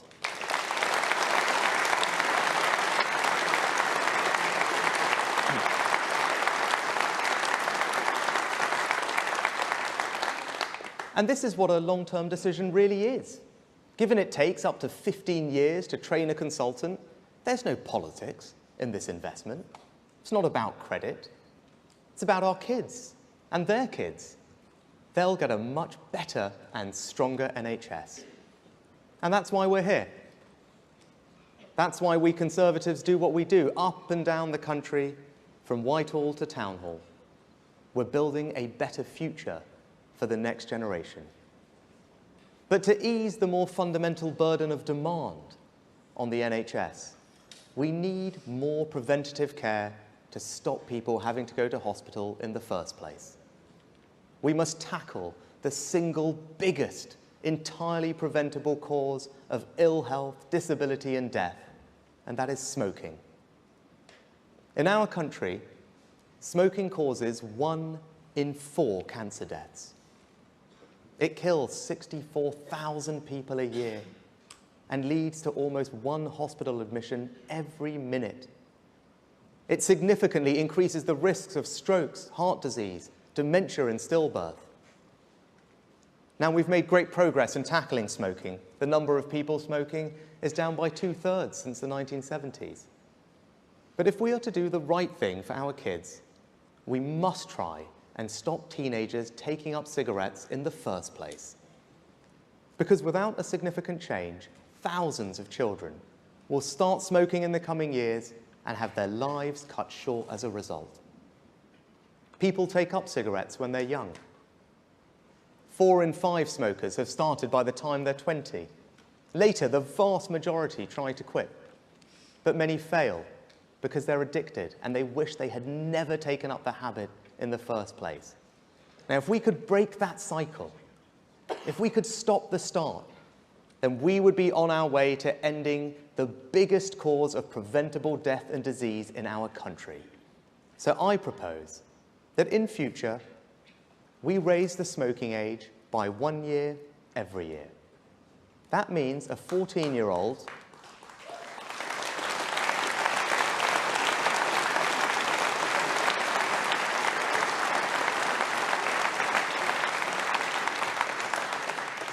That means a 14-year-old today will never legally be sold a cigarette, and that they and their generation can grow up smoke-free. Now, we know this works. When we raised the smoking age to 18, smoking prevalence dropped by 30% in that age group. When the United States raised the age to 21, the smoking rate dropped by 39% in that age group. Smoking places huge pressures on the NHS and costs our country £17 billion a year. We have a chance to cut cancer deaths by a quarter, significantly ease those pressures and protect our children, and we should take it. This is not a values judgment on people who smoke. I don't believe it would be fair to take away the rights of anyone to smoke who currently does so. And the vote on this in Parliament will be a free vote, as the bar on smoking in public places was, and raising the smoking age to 18 was. There will be no government whip. It is a matter of conscience. And I want you all, and the country, to know where mine is. For a Conservative, measures that restrict choice are never easy. I know not everyone in this hall will agree with me on this, but I've spent a long time weighing up this decision. Simply put, unlike all other legal products, there is no safe level of smoking. And what has ultimately swayed me is that none of us, not even those who smoke, want our children to grow up to be smokers. And this change can make that a reality. It will save more lives than any other decision we could take.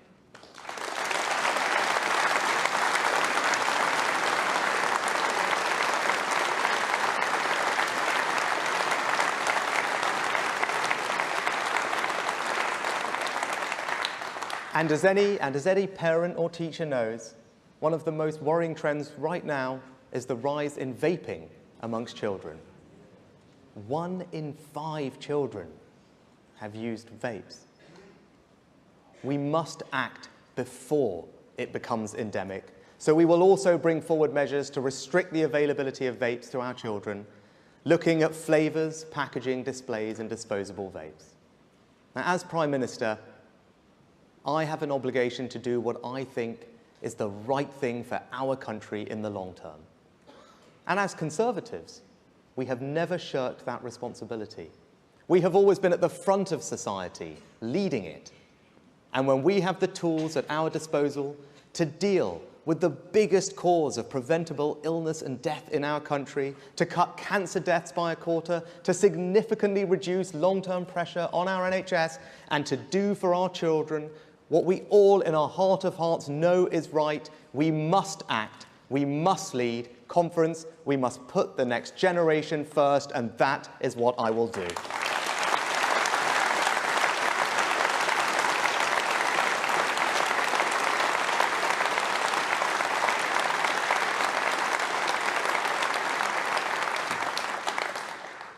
But all the boldness in the world will only mean so much if we can't similarly deal with matters of fundamental sovereignty, safety, and control.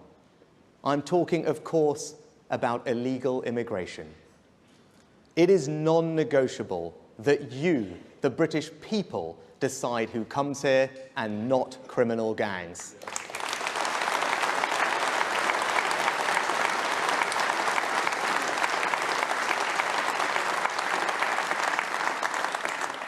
Those gangs ply a trade that leads to innocent people dying. We have a moral duty to defeat this evil, and we will. Now, I've never pretended that stopping the boats will be easy. At the time I committed the government to delivering that goal, the consensus was simple. There was nothing we could do about it. They pointed to 4 years of growing crossings and said, impossible. Well, Conference, they were wrong. It is not impossible, and we are proving it.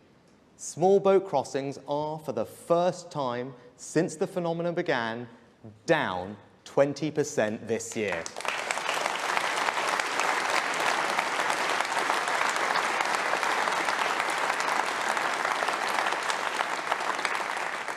All while entry into Europe is up. We are by no means where we want to be, but don't let anyone tell you we aren't making progress. We are, and we will get there. Our new law will ensure that if you come here illegally, you will be detained and swiftly removed. Now, I am confident that once flights start going regularly to Rwanda, the boats will stop coming. Just look at how our returns agreement with Albania has seen the numbers coming from there fall by 90%. I am confident that our approach complies with our international obligations. But know this, I will do whatever is necessary to stop the boats.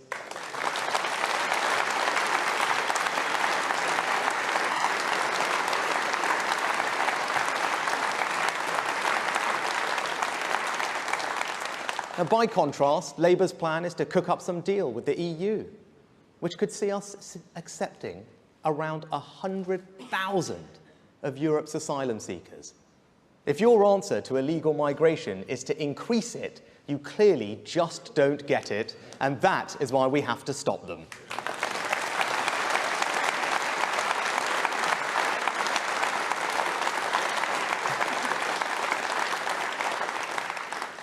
And that's because on this and on so many other issues, Labour simply don't share our and the country's values.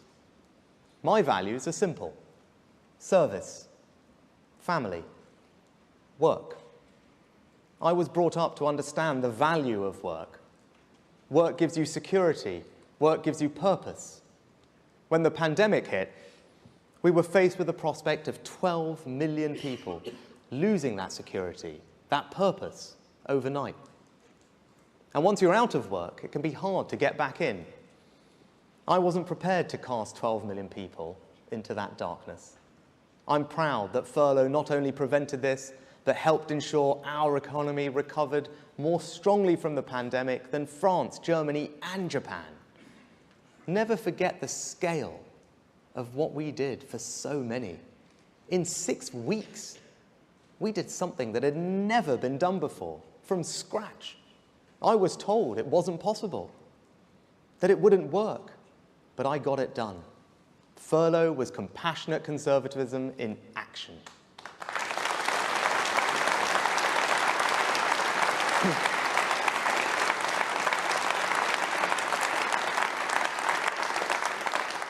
If furlough was one thing that helped us get through COVID, then Ian Duncan Smith's welfare reforms were another.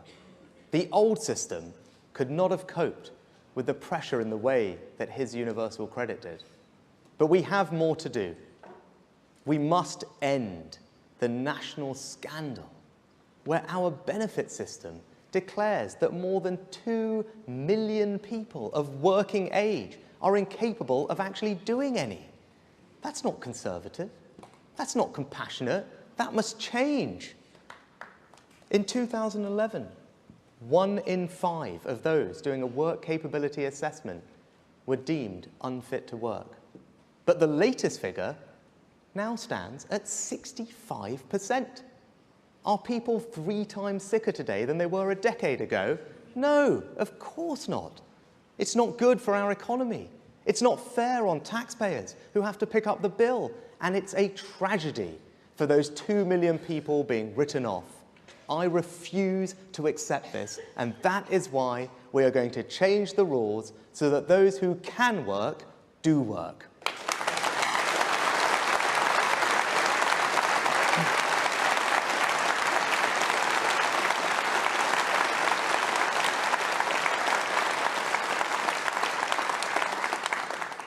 Your values and your priorities should be expressed in everything the public sector does. Too often, it is not. In too many parts of our permanent state, virtue signalling has replaced common sense. As Suella has said, there is no such thing as a minor crime. If the police tolerate crime and antisocial behaviour in any form, we'll have more crime of all sorts. So that's why we now have record numbers of police officers. And every crime should be investigated.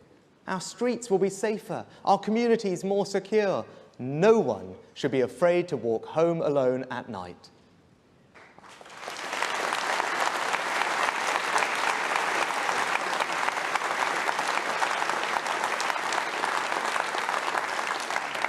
And our London mayoral candidate, Susan Hall, is doing a great job of holding Sadiq Khan to account for his failings on policing. Londoners, you will be safer with Susan.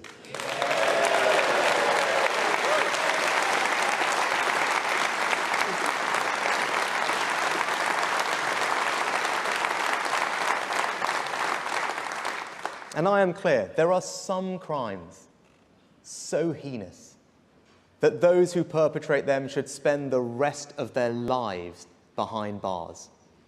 So I can confirm that we will legislate for sexual and sadistic murders to carry a full life term with no prospect of release.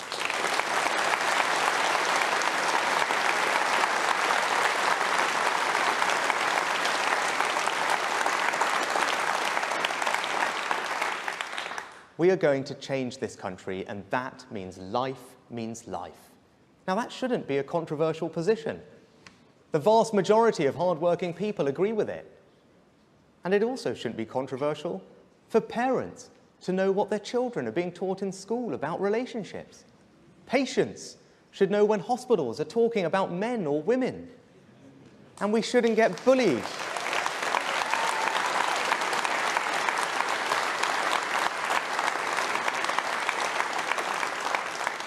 And we shouldn't get bullied into believing that people can be any sex they want to be. They can't. A man is a man, and a woman is a woman. That's just common sense.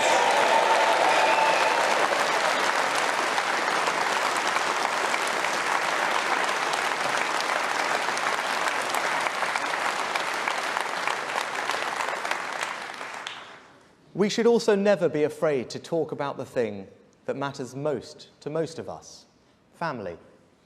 Whenever you want to talk about family, someone whispers, "Is that wise, Prime Minister?" You'll be accused of promoting a one-size-fits-all view. But in this Conservative Party, the party that legislated for same-sex marriage and is investing record amounts in childcare, we know that what matters is that love cascades down the generations.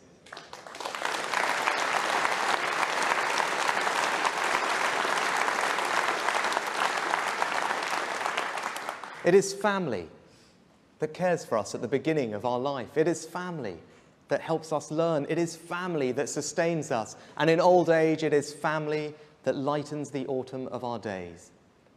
Family matters. And as proud Conservatives, we should never be afraid to say that.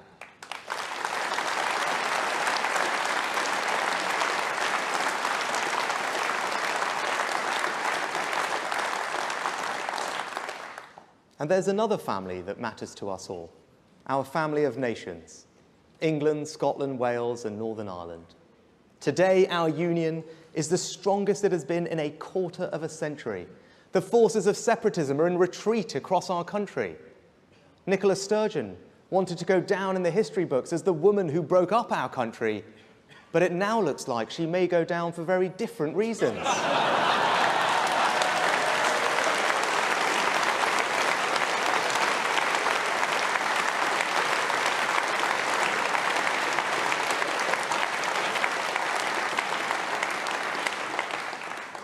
We are a remarkable combination of four nations with a proud history, and that history should give us enormous confidence in our future. My grandparents didn't emigrate to just Leicester or Southampton, but to the United Kingdom. They came here because our country stands for a set of values. We are the home of fair play, the best of British. We are the place for those who want to add to our national story. The United Kingdom has done a huge amount for my family. I often think about how different our lives would be if my grandparents had not left India and East Africa all those years ago. I owe our country everything. And it is my duty to do what I can to help this country take the right long-term decisions for the years ahead. The United Kingdom is also the most successful multi-ethnic democracy on earth. And our party has led the way on that. We had the first ethnic minority prime minister when Queen Victoria was still on the throne.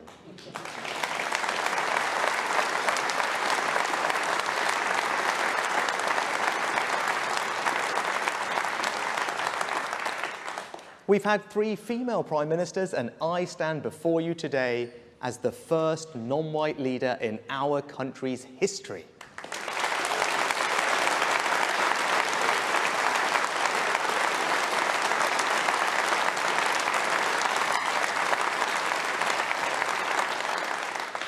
Meanwhile, Labour's last 3 leaders all live within the same square mile of North London.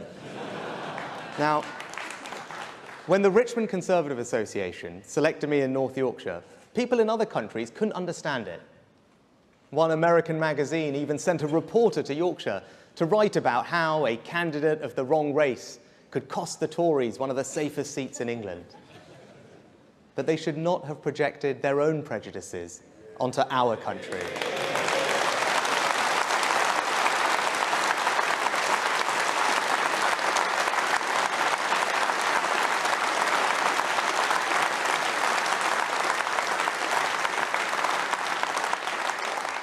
The people of North Yorkshire were not interested in my colour, but my character. Never let anyone tell you that this is a racist country. It is not. My story is a British story.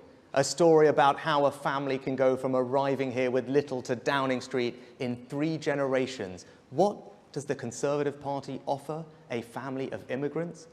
The chance to become Energy Secretary, Business Secretary, Home Secretary, Foreign Secretary, even the chance to become Prime Minister.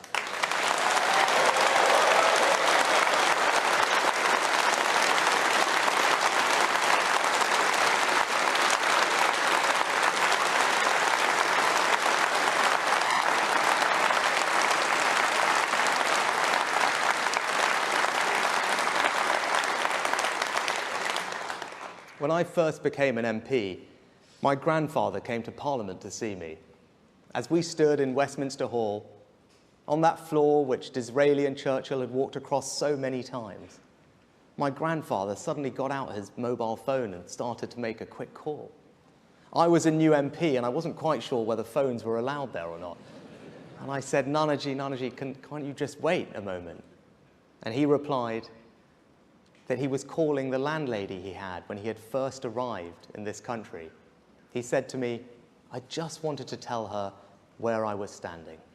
Now, I am proud to be the first British Asian Prime Minister, but you know what? I'm even prouder that it's just not a big deal.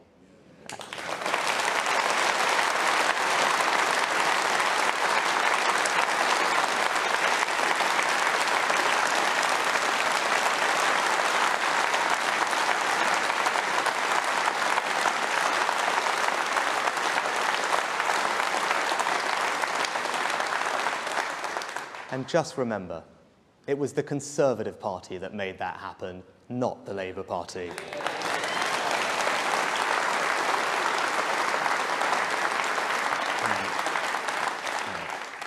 Now, if we want to change the direction of our country and to build a better future, nothing is more important than making our education system the best it can be. When our party came to power in 2010, our schools were slipping down international league tables. Now, they are rapidly rising. Of what we have done in government since 2010, what I am proudest of is our record on education. With Michael and Nick Gibb, we took on a failed ideology. We brought back proper knowledge. We empowered reformers. We gave parents more choice and helped them hold schools to account. But perhaps the most profound thing we have done is to disprove the idea that there is something predestined about who will succeed and who won't. We have state schools in some of the most deprived parts of the country producing some of the best results. These schools, empowered by reform, don't think that there are limits to these children because of the postcode they were born in. Rather, they demand, inspire, and deliver excellence. A Labour government would never have done this. Rather, Labour pursued the false dream of 50% of children going to university and abandoned apprenticeships. This assumption that the only route to success was the university route was one of the great mistakes of the last 30 years.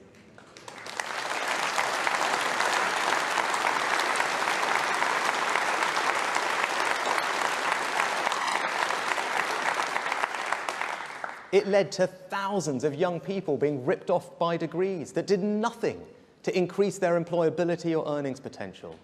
So we are stopping universities from enrolling students on courses that do nothing for their life chances. Under us, no more rip-off degrees.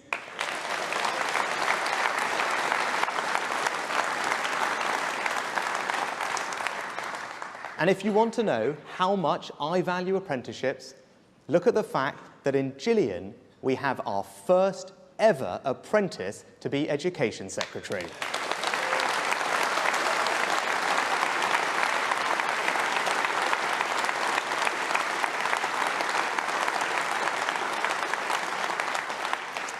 Today, I want to build on these Conservative achievements and take a long-term decision to address the problems with our 16 to 19 education system. Technical education is not given the respect it deserves. Students don't spend enough time in the classroom. A quarter of our children leave education without the basic literacy and numeracy they need to fulfill their potential.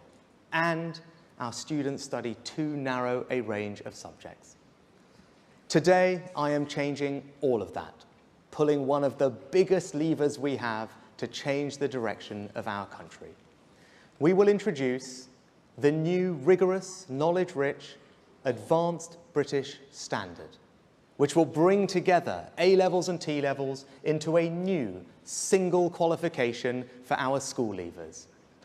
First, this will finally deliver on the promise of parity of esteem between academic and technical education, because all students will sit the advanced British standard. Second, we will raise the floor, ensuring that our children leave school literate and numerate.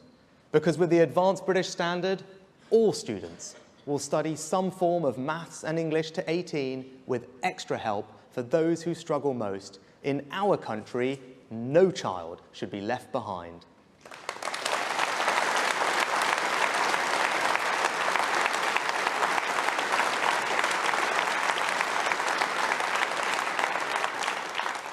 Third, our 16 to 19-year-olds spend around a third less time in the classroom than some of our competitors. We must change this. So with our Advanced British Standard, students will spend at least 195 hours more with a teacher. And fourth, A-level students generally only do 3 subjects compared to the 7 studied by our economic competitors. The Advanced British Standard will change that too, with students now typically studying 5 subjects, and thanks to the extra teaching time that we are introducing, the greater breadth won't come at the expense of depth, which is such a strength of our system. Now, our new plan will require more teachers in the coming years. So I can announce today that in order to attract and retain more teachers, those who teach key subjects in schools, and for the first time in our further education colleges too, will receive special bonuses of up to £30,000 tax-free over the first 5 years of their career. Our teachers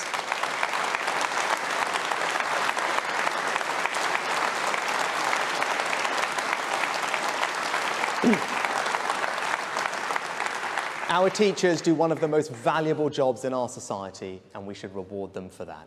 And conference, I can tell you, my main funding priority in every spending review from now on will be education. Why? Because it's the closest thing we have to a silver bullet. It is the best economic policy, the best social policy, the best moral policy. It is the best way to spread opportunity and to create a more prosperous society. It is not just my way, conference, it is the Conservative way.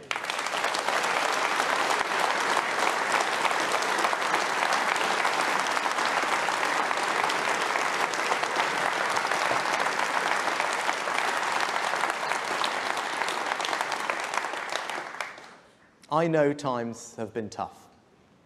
We have all had to deal with unprecedented challenges. And I will be straight with you. We have mountains to overcome still. But today we have made 3 huge decisions to change the direction of our country. We will give Britain the infrastructure it needs, protect the long-term future of our NHS and cut cancer deaths by a quarter, and create the best education system in the Western world to set up our children for the opportunities of the future. If we commit, if we come together, we can achieve truly great things. We can build a country where work is truly valued, where welfare is a safety net and not a way of life, where small businesses drive our economy, where innovation makes life better, where our NHS is properly funded and properly reformed, where our children are the best educated in the Western world, whether that's at university or, yes, through an apprenticeship, where the scourge of antisocial behaviour is treated as the crime it is and not some social condition, where for the most violent offenders life means life, where the people and their government decides who comes here and who can't, where the next generation can achieve the dream of owning their own home, where the elderly grow old with dignity and where the young grow up with opportunity, where decency and mutual respect bind communities together, where the very idea of Britain is a symbol of hope and stability across the world, and where our United Kingdom remains united.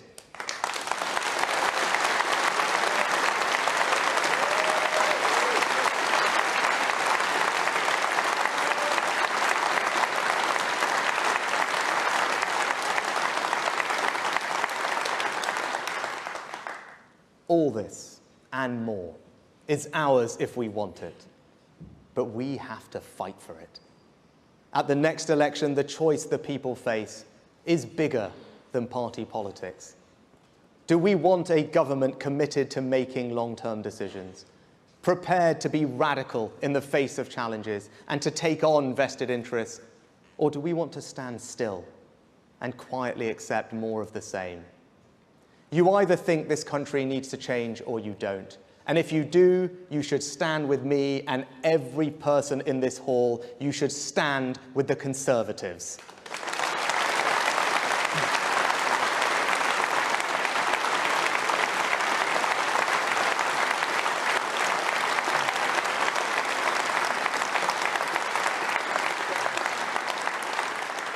Today, this party put the needs of the British people first. We've taken the decision many should have done, but didn't. We've ended the HS2 drama and in its place will embark on a full-scale national reinvestment in the infrastructure people actually use and want and the skilled workforce who will build it. And no more hiding. No more pretending in the face of overwhelming evidence. Too many sons and daughters, fathers and mothers are lost to lung cancer, heart disease, dementia, stillbirth, and we can change that.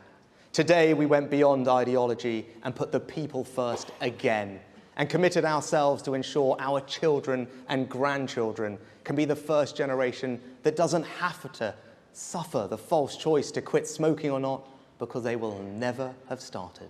Today, we set a course for our education system that will set our children up for the opportunities of the future. No more rip-off degrees, no more low aspiration, no more denigration of technical education, just the best education system in the Western world. We will be bold, we will be radical, we will face resistance, and we will meet it. We will give the country what it so sorely needs and yet too often has been denied. A government prepared to make long-term decisions so that we can build a brighter future for everyone. Be in no doubt, it is time for a change, and we are it. Thank you.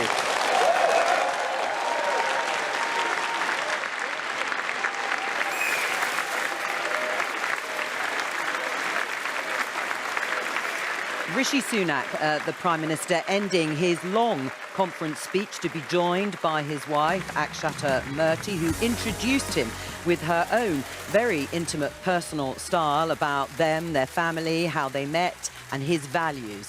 He set out, first of all, the decision that had clearly been made and that we have talked about really all week, and that is, as he said, I'm cancelling HS2 high-speed rail, the leg from Birmingham to Manchester. And he set out what will happen instead, or the promises that his government will make in terms of reinvesting the £36 billion that will be saved into infrastructure and transport projects, not just in the north of England, but right across the country. But the theme of his speech and what he was trying to set out was that he is and can be the change candidate for the Conservatives, despite his party having been in power for 13 years. And despite, as he says, that over the last 30 years, politics hasn't worked the way it should. 13 years of those under successive Conservative governments. There were some announcements, but much of it we already knew. He covered a whole range of topics across government, including education, made an announcement about raising the smoking age and about preventative health, and again about his own identity and success that his family have had in this country. Let me bring in our guests, Lara Spirit from The Times, Henry Hill from Conservative Home, who are listening to that speech with me, as we will keep watching the pictures of Rishi Sunak and his wife being greeted and congratulated by members inside the conference hall. Lara, what did you make of it? Well, it's interesting, like you say, that a number of the main packages in this speech that we've heard much of in recent days already. So you can't move here in Westminster and Manchester for mention of the future of HS2. This had been long expected since we've been here, that major announcement that we saw today. But we also had a flavour in recent days of the smoking ban that had been very rumoured to be coming in to try and stop future generations from smoking, and also of those education packages. Now, the question, of course, is, was that brought together in some form of a coherent whole? Was that repackaged in order to have this kind of thread running through it whereby we could tell what Rishi Sunak's vision would be? We know what the pitch could be in the next election. We heard from people before saying, I want to know what it's going to be in the next election. What will the message be? And I think one of the abiding things that came out of that is the real focus on education.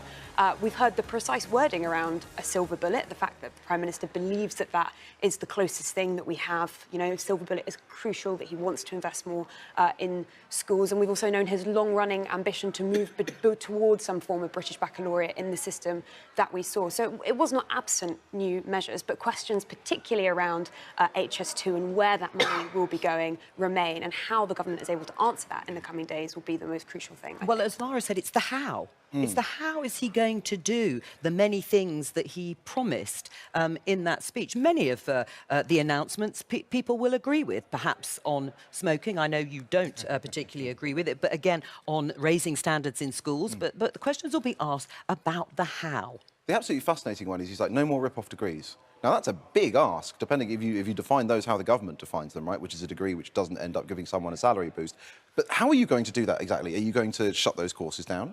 Are you going to stop people going to university? Like there's nothing there, and that's quite a big announcement. And I also found it fascinating. We were talking about education. He stood up and he said, one of the things I'm proudest of is our record on education. And then what did he do? The Conservatives have put a lot of work into developing T-levels, a separate, discrete, ideally high-status qualification for technical education. That's getting rolled back into a general qualification. And then he attacked the narrowness of the curriculum, when, of course, it was Michael Gove who fought very hard to deliver the English baccalaureate. I mean, isn't that the problem at the heart of that speech? Yeah. That actually so much of what Rishi Sunak said is in opposition to what had been brought in by his predecessors, not just prime ministers, Conservative prime ministers, but Conservative governments on a whole range of areas of government. Yeah, absolutely. And he kept saying we're going to do things, we've done politics differently for 30 years, but this isn't a different sort of politics. This is a series of announcements, right? Which is how we've always governed. I was expecting, well, not expecting, hoping that he might dig into why those bad decisions were made and explain how he was going to make decisions differently. There wasn't any of that in this speech. Right, well, let's get some reaction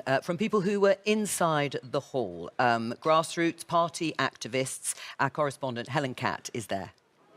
Thanks, Joe. And actually, we've managed to catch up with Vivek, who we spoke to just before he went in. I mean, you told us what you wanted out of that speech. Did he deliver it? He actually delivered more than what we expected from him. He delivered about the HS2. He delivered about the young generation, about the vaping, about the smoking habits. So he's going to bring it down. He talked about the education. So he's going to now bring the education in the heart of the Conservative. So all these things he definitely delivered. So you're happy with all of that, or everything he said? I'm quite overwhelmed, I'm quite happy, and I have full faith in his leadership, and I fully believe that he's going to deliver to what British people need, and he's going to make us win in the next election. Brilliant, thank you. We'll try and find out, we'll let you go and find some other people to speak to. Yes, please, you're live on the BBC. What did you make of that? I thought it was one of the most aspirational speeches I've heard from a Prime Minister, and I've been coming to the conference for a very long time. Reforms in education, reforms in the health service, reforms to HS2. There was an awful lot in that speech. A really great speech. You seem pretty pleased. And can I ask your opinion? What did you make of it? I thought it was sensational, absolutely amazing, really uplifting, and what made you feel like that about him? He's really, I mean, he's only been there for such a short time. He's taken on a very difficult position, and he's thought about everything and ways of overcoming it. Yeah. And, did that surprise you, or did you expect him to deliver that? It did and it didn't, because we always know that he was quite amazing. I mean, Geoffrey when he went for his interview at Richmond, Geoffrey had recommended a different candidate. Oh, really? And oh, dear. And when the people of Richmond came back to him, they said, no, this person has arrived that is just amazing. He blew us away. And I think he has done that. So do you think... The best bit I liked about it was the aspiration for our youngsters. Education, as he said, is the silver bullet. And the bit at the end there said, if you want the country to change, if you believe in change, you've got to stick with Rishi, because he is the person who's going to change the country. Brilliant, thank you. I'm going to try and speak to some other people as they go. Thank you very much. Oh, hello. We seem to have lost the line there, but Helen Catt talking to members and MPs outside the hall after Rishi Sunak's speech. I mean, just picking up on that phrase there, reforms to health, reforms to education, reforms to conservative health policies, reforms to conservative education reforms.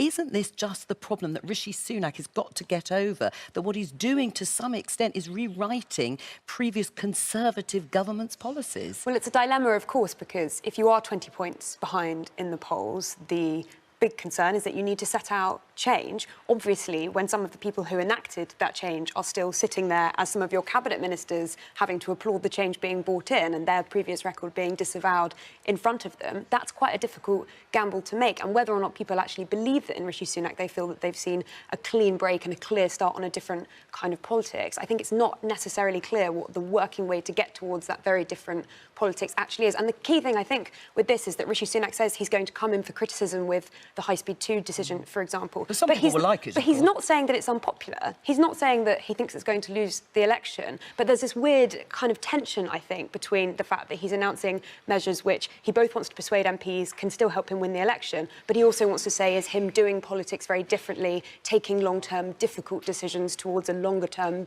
view. I think that's quite a difficult tension. Well, it is difficult. I mean, we'll see what happens over the coming months and when a general election is finally announced.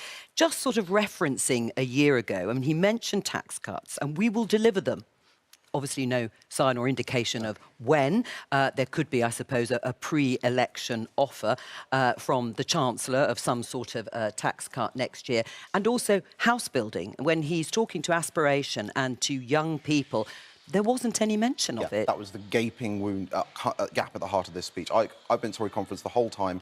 Housing is actually really on the agenda at this conference. There have been loads of packed fringe events where you've even had ministers and Tory MPs, you know, at least conceding that there is a major problem here. And yet, for someone who claims to be making the big, long-term, difficult decisions, not a single mention of housing, not even one. It's absolutely extraordinary. And it's the same with his net zero stuff. You know, when he made that speech, he was like, I'm making the difficult decisions about net zero. The reason we weren't going to hit the net zero target is because the grid wouldn't be ready, because we wouldn't build any pylons. Did he go out and say, actually, we are going to have to build a load of pylons through Tory seats? No, he didn't. He's not actually the really hard long-term decisions for this country on infrastructure, on housing. Planning. He's not making. He's not making them. This speech could have been a really big tee up to planning reform, but there's just nothing at the end of it. What about the personal side of it? We had quite a lot about Rishi Sunak, husband, father, the man, as well as the Prime Minister. Aspiration, yes, that was the word that was used by his wife, the one word to describe Rishi Sunak. What did you make of that sort of approach?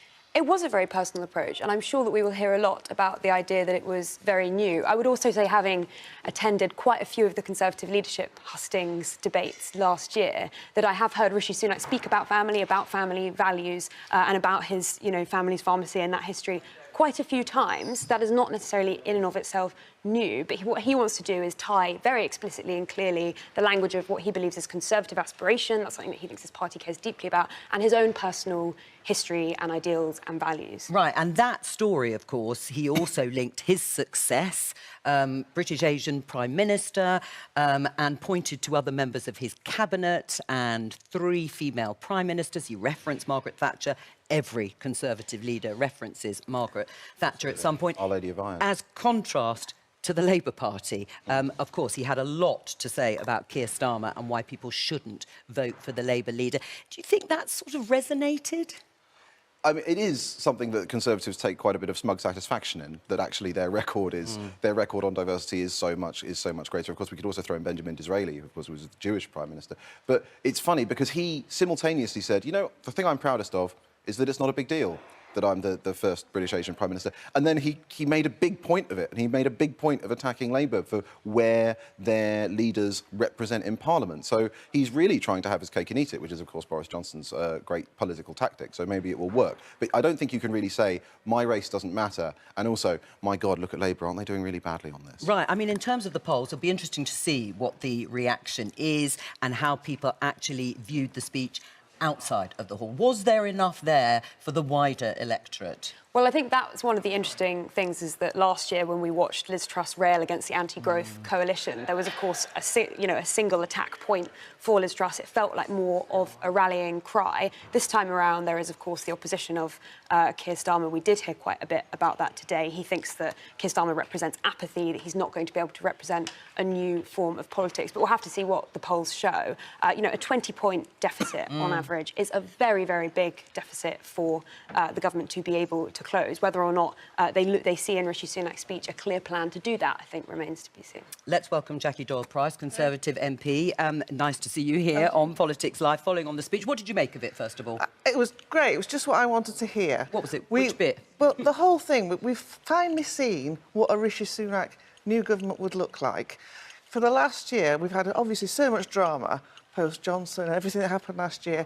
He had to settle the horses, but now he's set out his stall.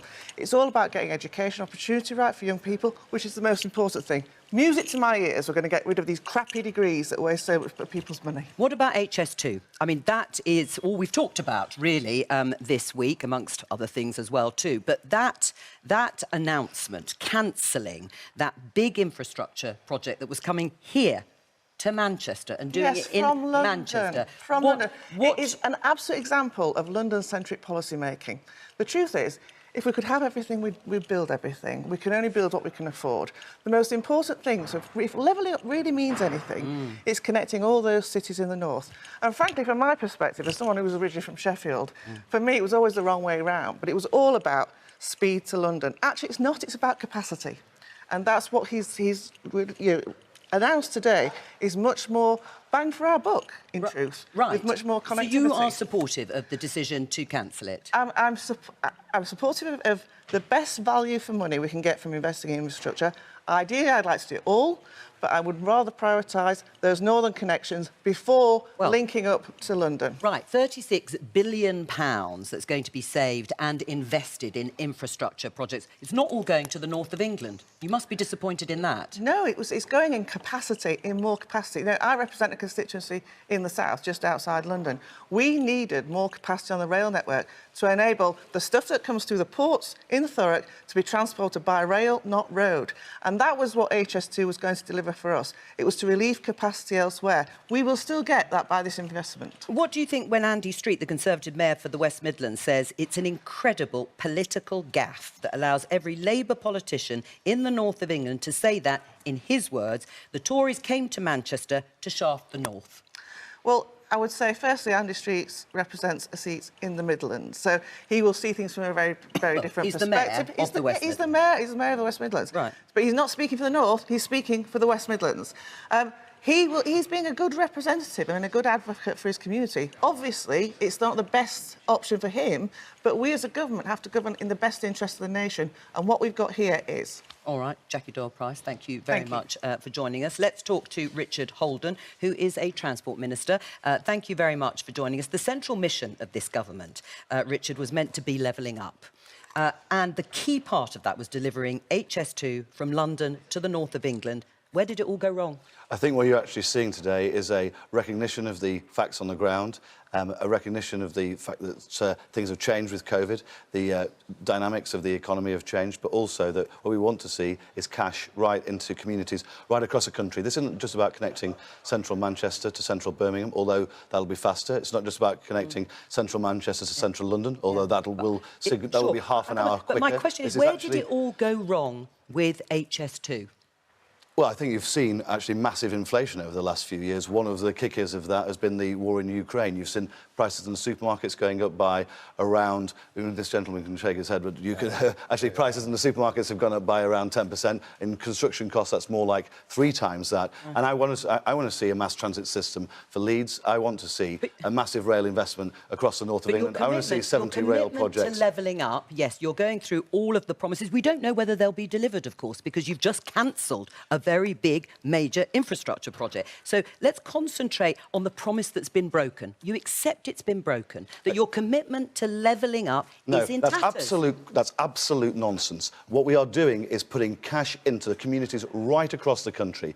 The idea that you would plough ahead with one project connecting the centre of major cities, right, when it's quite clear that the economic case for that has massively changed over the last few years. Well, you say it's massively changed over the last few years, but hang on, let's just quote Rishi Sunak, because he said, we are going to hold and make accountable the mismanagement of HS2, the spiralling costs, the tens of billions of pounds. Who is responsible for the mismanagement? Well, you can see quite clearly, right, what we want to do now is we're looking at the Euston project in its entirety. No, you're not answering my question. Who is responsible for the mismanagement? When Rishi Sunak says we are going to make people accountable, it's government, isn't it? It's people who have been chancellors. It's the Treasury. What I would say is you're looking at all parts of this project. One of the biggest parts of this project is around Euston, where the government's trying to review the cost of it, and then we came back with a proposal which is even more expensive. It's quite clear that that's not a goer. What I want to see is, and what the government wants to see, is our investment delivering for communities right across the country, whether that's the A1 or whether that's Network Rail across the north, whether it's a new Bradford station which is now going to be created, whether it's the first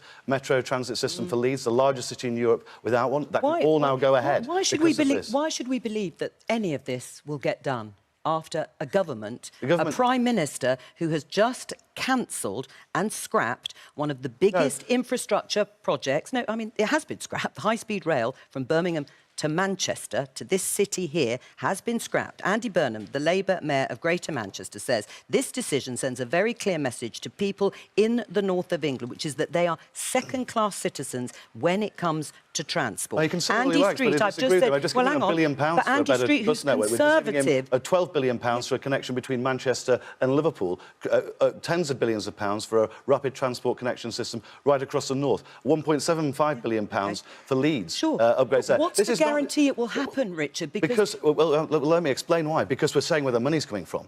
And that's the crucial thing here. We're saying where the money's coming from. The money's coming from the HS2 project now. Well, one of the reasons is you can see why, over a very long-term project like HS2, not even delivered till 2042 here to Central... Wait a second. To Central Manchester, right? Of course you're going to see real concerns around cost because you can't forecast that far in advance. When you're delivering quicker projects, like we're wanting to do now, particularly when you're looking at a shorter time horizon, you have greater certainty on the costs. So actually, I think what you're looking at is real delivery. Well, let's get some reaction. Henry, are you convinced by that? I mean, no. If politicians want to look at what went wrong with HS2, ultimately they need to look in the mirror, right? Like, the HS2 was forced to cost the initial project before the bill was passed, before they'd even seen the land. MPs added thousands of additional requirements, put half of it in tunnels to preserve views in Tory MPs' constituencies. Yes, there have been other factors like inflation, but the other thing is, we think about the economic case for a railway. The West Coast Main Line was built by the Victorians. The idea that a change of a few years completely changes the idea for the economic case for a major rail project is nonsense. It's going to be there if we built it. It'll be there for 100 years, and it would more than pay for itself if we finished it. It's embarrassing that we have failed to do so. Well, why shouldn't voters hold you and your government accountable? I want them to hold us accountable, Joe, for this decision today. I want them to understand that we've had to make a difficult choice of the decisions we're taking. We either invest in a panoply of projects, 70 smaller road projects, the massive rail project of Network North. I want them to say, look, the government's been faced with this decision here today. Yeah. What does it think is in the best long-term interest of the country? A speedier connection between central Manchester and central Birmingham, or massive transport infrastructure investment across the Midlands and the North. If it happens, but when Rishi Sunak, I repeat again, hang on, when Rishi Sunak, well, yes, cancelling things. I mean, the problem is... Judges by our actions. Look at what we've done in Manchester. We talked about the Ordsall Cord since the 1970s, delivered under this government. Electrification of Preston to Manchester Victoria, delivered under this government. Look at the A66 upgrade. Who is accountable now? Who should voters hold accountable for this cancellation? I want voters to hold us accountable for this decision, because this is a decision between two alternatives. Yeah. One is massive transport infrastructure. He said they were mistakes. Who made those mistakes?